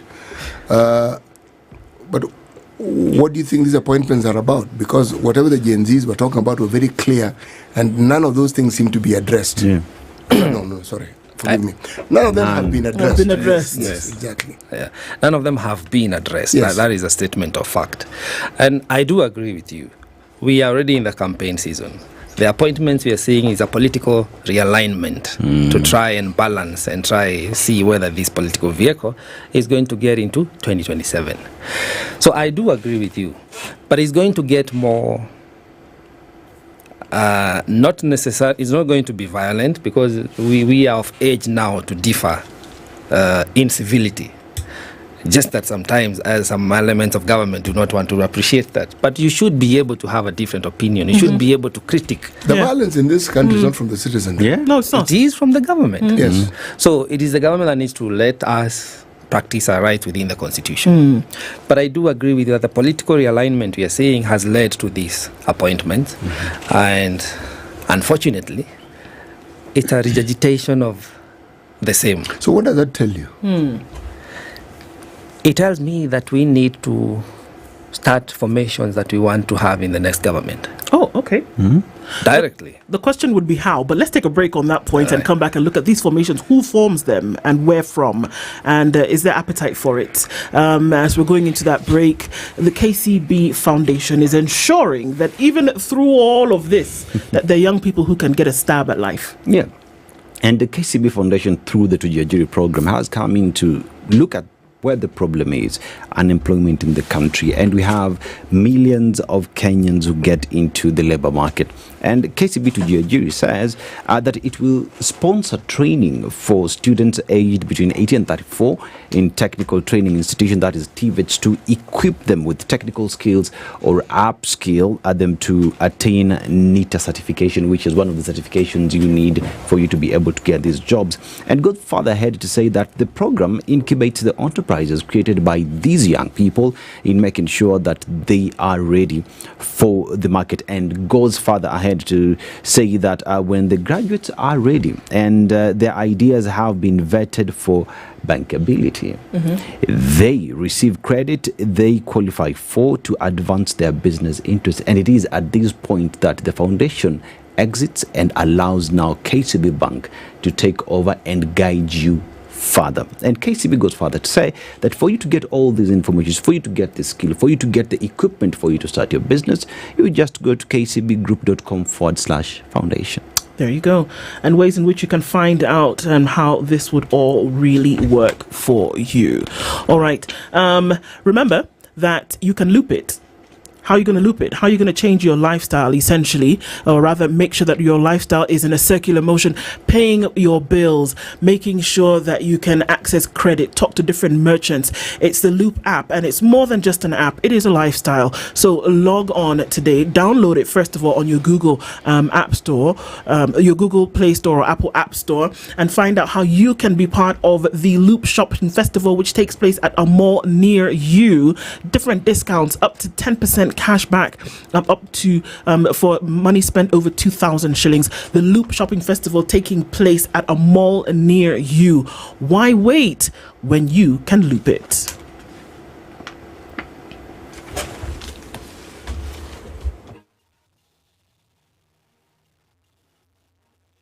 This is the Situation Room, the only way to start your day. The weather with SpiceFM.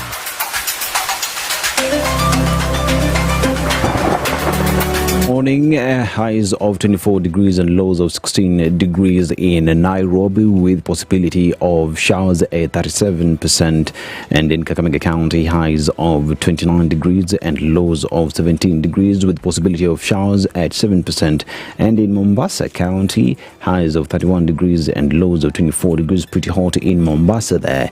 And in the lakeside city of Kisumu, now highs of 29 degrees and lows of 20 degrees, and across the borders to Kinshasa, Congo, DRC, highs of 33 degrees and lows of 23 degrees. And in Lagos, Nigeria, highs of 34 degrees and lows of 23 degrees. And we go to Addis Ababa, Ethiopia, highs of 25 degrees and lows of 9 degrees. And in London, highs of 9 degrees with lows of 5 degrees. Pretty cold in London. And in Paris, highs of 8 degrees and lows of 3 degrees. That is the weather. These are.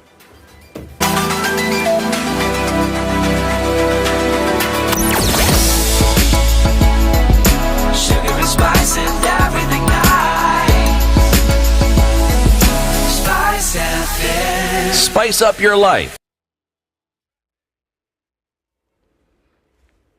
All right, so traffic has not been too much of a pain this morning. We know that the clog up on Mombasa Road will continue probably through the whole day and just folks snaking their way into the city. But that's one to watch as we go through it. We're doing all right coming off of Jogo Road, getting towards Landies, and it shouldn't be too much of an issue. Also, traffic continuing coming off of the Thika Superhighway wasn't causing too much of an issue at all. And I think we'll be fine getting off of Waiaki into the city. SpiceFM KE on X. The ultimate shopping experience, bringing loopers the best deals and offers with up to 5,000 Kenya shillings extra cashback when you pay with Loop at participating stores. Download Loop today on Play Store or App Store for all your festive deals and offers. It's not an app, it's a lifestyle. Why wait? Loop it. Mature, intelligent talk every morning. Spice up yourself. All right, continuing at 22 minutes to 10 o'clock, we having this conversation this morning about in the year in review, and even as we continue, Josephat, we said, okay, fine, you need to be involved. Citizen-centric involvement when it comes to, or engagement, when it comes to making decisions into the future. How? And I think that's often the question. How? We keep saying be involved. Okay, here we are. You make your opinion heard, but I think it needs to go beyond just an opinion. What is that? Well, I think we are well on our way, because if you look around of late, the public is really pronouncing itself on certain matters. Feedback 101 to the government. The protest was, I think, the climax and the beginning of the sustained movement. Secondly, you've had people now. It's unfortunate, but this is what is happening. Mm-hmm. You've had people saying we don't want to be addressed either by the president, either verbally or in written speech. You know, so these are forms of agitation. People saying we want more, and this is what you want. Listen to us. Mm-hmm. I think we need to take it to the next level. Because again, we cannot keep on rejecting without having proposals on what we want to do right. We have one country that we do not want to run down. We just want change, good governance, and social justice. So the formations need to start coming up, and people need to decide exactly what is the agenda. Because every election brings with it an agenda. Mm-hmm. The previous one was from the haves and the have-nots. We find a balance, take from city, give to do, so that you and I can be in the equilibrium. That is not working very well. I think we need an agenda for the next election. And in my opinion, where I stand, I think there's going to be an economic equation. So we need persons who can drive that. We need to understand exactly what is the economics and the role of myself as a citizen of this country, as a taxpayer. What is my role? What is my civic duty? And how do I ensure that my rights from when I pay to expectation of service delivery from the government, what is my role and how do I ensure that I'm able to realize that? We are, of course, going to have a political parties formation. That is, these are vehicles. But I yearn for a day where we will have political parties that are ideological in nature and not just mass movement to vote out and vote in a person. Because that's where we have been falling short. But if I knew that City and Company is a party that stands for this and that agenda, then when I subscribe my membership to that political party, because I want to believe we are all members of political parties if we have voted before in one form. I am actually not a member. You have refused to be one. I joined a political party a while, some decades ago. Yes. I even paid membership fees for a year. And that was that. But I'm not a member of any political party. And the reason you'd realize is because you realize there is no particular agenda, there are no principles. that you are subscribing to. It's just a movement to get some people into office. So this time round, we must come back into ourselves and ask ourselves, what really do we want to see? So of all these characters who are vying for office, whom can we really begin to trust? And do we have a say in our political parties? Because But let me ask you this question. Yes. It's something that we keep raising in the show. Looking for these individuals who we feel are trustworthy and who we can entrust the welfare of the country to. If you look at the turnover of political leadership in this country, it's high. Some parts of the country is higher than others. In fact, you can almost tell, 2/3 of these people gone, you know. And the people we replace them with are usually people who we believe are going to be better, only for them to be exactly the same. And this happens over and over. There are exceptions to the rule. But have we had an honest conversation with ourselves as citizens about this and saying, look, folks, did we abdicate our role in ensuring that the leaders do what they're supposed to do? Or did we assume that because we have elected them, they will do what they're supposed to do?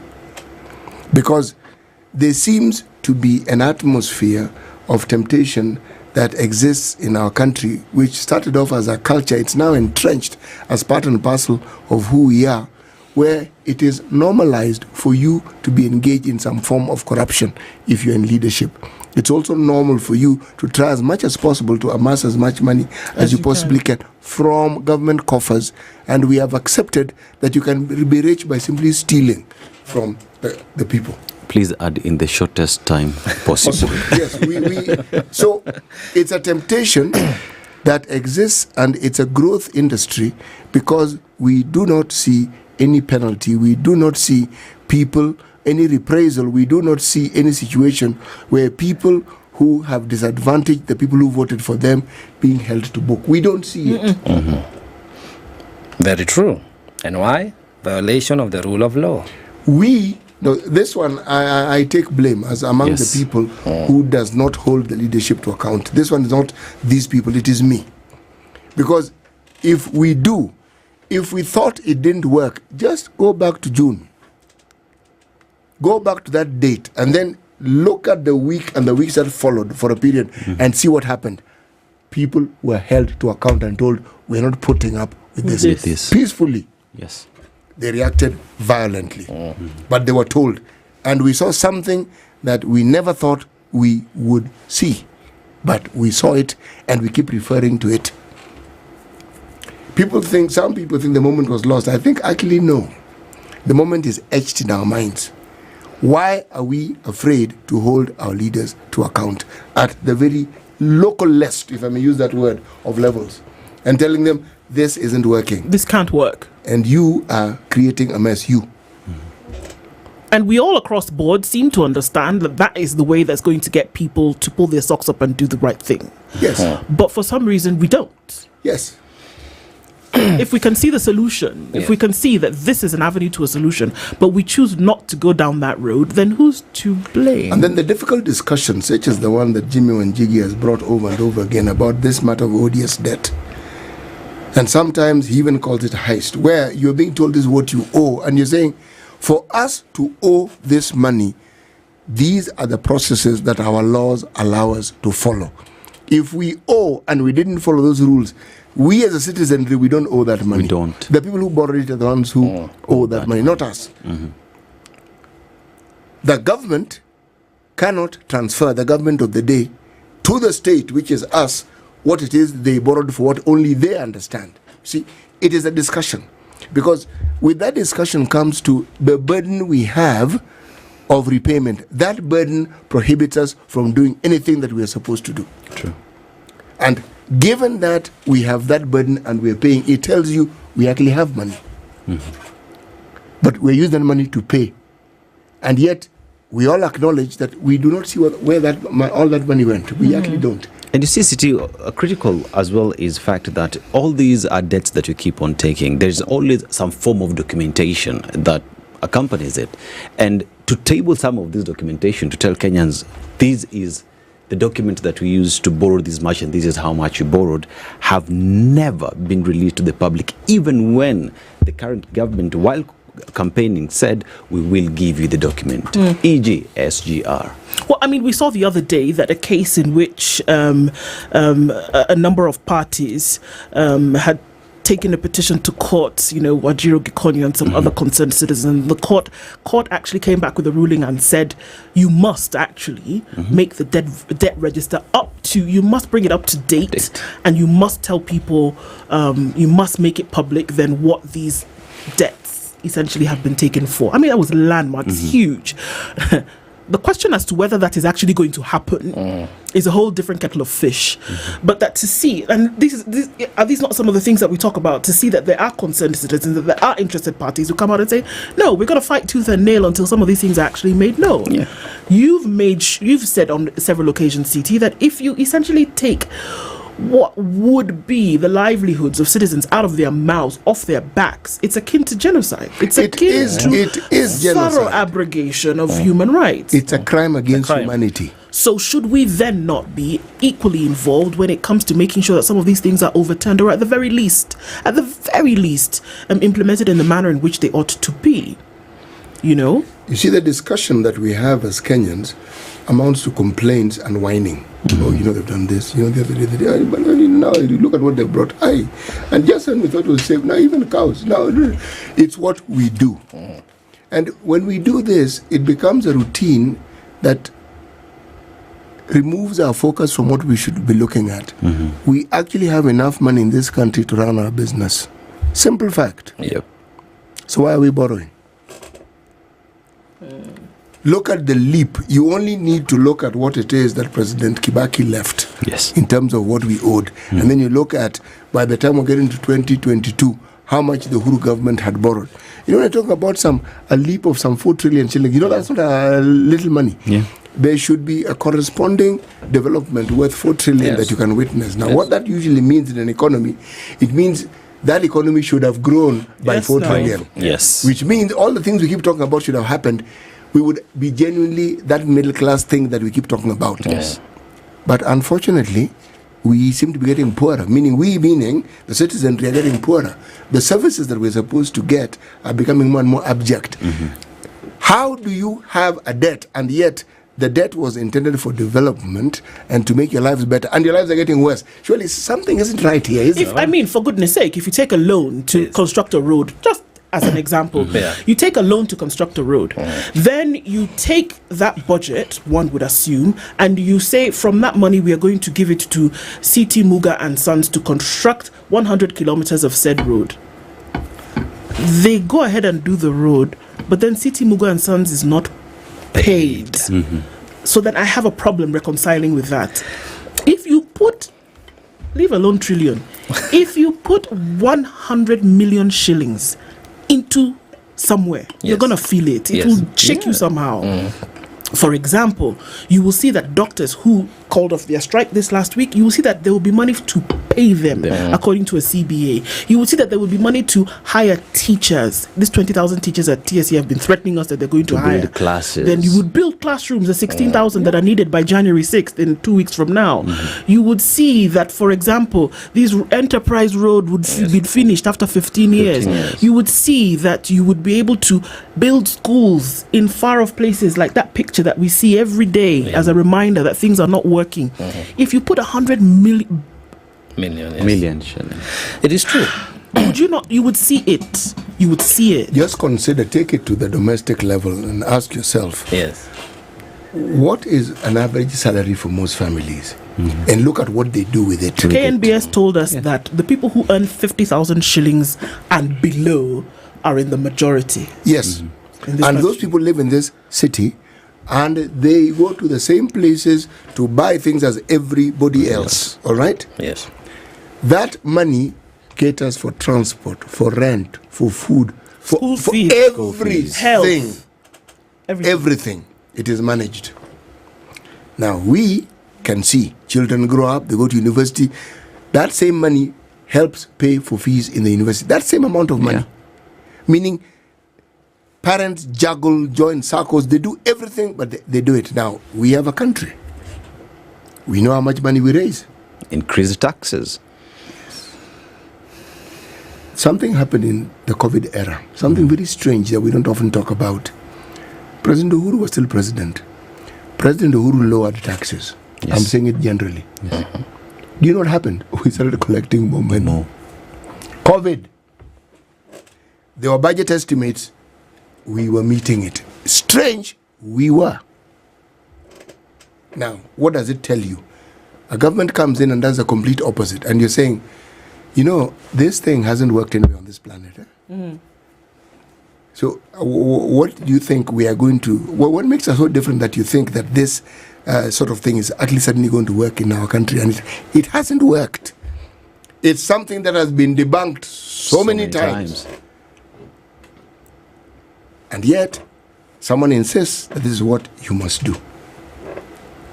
And in order to do this, you're being told we must borrow more. And the problems that we said we had, for which we assume we were borrowing, are not going anywhere. So, again, holding people to account is something that many political leaders who love impunity find uncomfortable.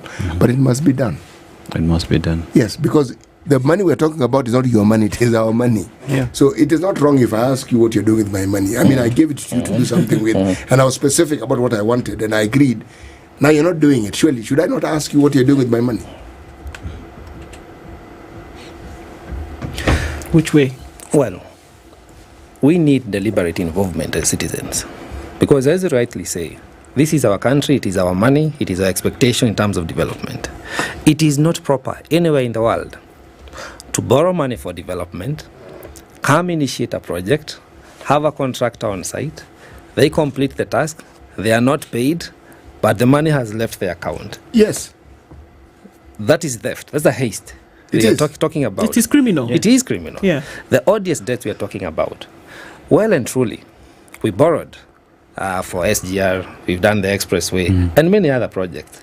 But at what point does the government sit down and decide, I'm not going to show you the receipt, the documents, the contract? Yeah.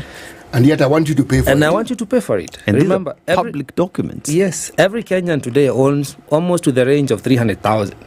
Whether you are young, new, born yesterday, or you'll be born tomorrow, you owe. And you're expected to pay that money. And yet, the person that borrowed is not willing to disclose the public document to, at least for your comfort, to know this is where my money went. The recent was the airport. A public document that could not be exposed. Why? So that's why I'm saying, City. Deliberate public involvement of citizens on the choices that we are making. We don't have to wait until 2027 because we have a finance bill that is coming up. Remember, they're in the budget making process. Started already. in September. Yes. Yeah. So the process is ongoing. We have to keep checking. We do not have a choice. The question of odious debt will be answered in time, in good time. And I hope people like Jimmy Wajigi will keep the conversation going. No, Jimmy is one person. Other people then other people need to join. The formations now needs to come up. I pity one fellow, senior counsel Stephen Kalonzo Musyoka, because he has remained ambivalent over the years. I think he is not willing to let go of the watermelon tag. Look at him. He came out and he started supporting the Gen Z revolution. Good for him, good for the country. He continues to agitate for constitutionalism, and respect for the rule of law. But the coalition is in government. He has refused to leave Azimio. You look at him, he continues to be a beneficiary of the Azimio coalition that he's saying we are not going into government because one of his members of parliament is a deputy speaker, Farah Maalim. So at what point will these persons who are yearning to lead the country come out and say, indeed, I'm going to stand with the people? And this time round, the people left the government. The people want a person they can sit down, interrogate, have a conversation, and drive an agenda together. There is no room for ambivalence. It is either you are with the movement, the revolution, the people, the call for good governance and social justice, or you want to continue being a beneficiary of this regime. And you talk about movement, and the Gen Z revolution showed us that it can be done. But with that as well came the government that pushed back. People were abducted. People were killed. questions are being raised and no one is giving this information. In terms of, as we sit in this room, we say the people should come and hold the governments that be to account. But there's fear that has been created because we buy these bullets only to shoot us. But fear will always be with us. There is no government on this planet that does not push back when people hold them to account. It's that we don't have laws because people are good. If we were good, we wouldn't need laws. We just good ourselves into being. But we are not good. Our inclination is to do things that please us at the expense of others. So you have laws which provides us with a commonality, something that everybody can refer to, because it's now what makes you equal as you were by design and by creation. But I think we've been traumatized for too long, to the point where we identify with our tormentor far too easily. Yes. And we even protect them, and we even justify what they do on their behalf. I opined on the issue of slavery earlier on. Yes. You know, it's the slaves who sustained slavery, in a manner of speaking. Yes, they did. It's the same thing we are in. For too long, the indoctrination that the government is here to say, and we must abide to that, is what has been happening. But the Gen Z protest set us on a revolution whereby we know that we, the people, it is possible, we can transform this country. And that's the spirit that we want to keep on, flaming. Because, and it's picking up. If you look even across Africa, there's a lot of changes that are happening. We had Senegal bring in a very young president, straight from prison to presidency. We had South Africa, for the first time in a long time, almost in South African's man's entire history, ANC did not make government. No, the majority that they've had was lost. They have got into a coalition. Exactly. So these are the things that the neo-African, because we've spoken about the Pan-Africanism for far too long, and it has been a good foundation for liberation of our continent from the colonizers.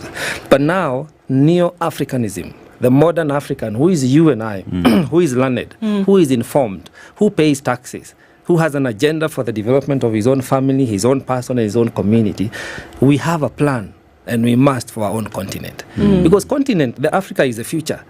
And if Kenya is the hub of Africa, how can we be lagging behind? How can we be making regressive moves on democracy, on constitutionalism, on taxation, on human rights? How do we allow the leadership that we have elected to regress us? In 10 seconds. I mean, it's a catch-22. Because at one point, you vote for me in anticipation that I'll represent you. Because the first role is representation. But then, remember, we have a very incompetent parliament. You made CT's weekend. Put it really mildly. Competent is being nice. Maybe a place to leave it in the clouds for that. I think pertinent questions that we need to be thinking about as we think and getting into a new year where things are definitely going to probably, change and continue to morph. But we want to thank you for being part of this conversation with us this morning. Josephat Munyana Josephat Kamanya is a political analyst, and he's been our guest this hour. Looking at the year in review, what does it have in store for us as we come into a new year? Thanks for being a part of Kenya's biggest conversation this entire week. Have a wonderful weekend. We'll talk again soon. SpiceFM Nyeri.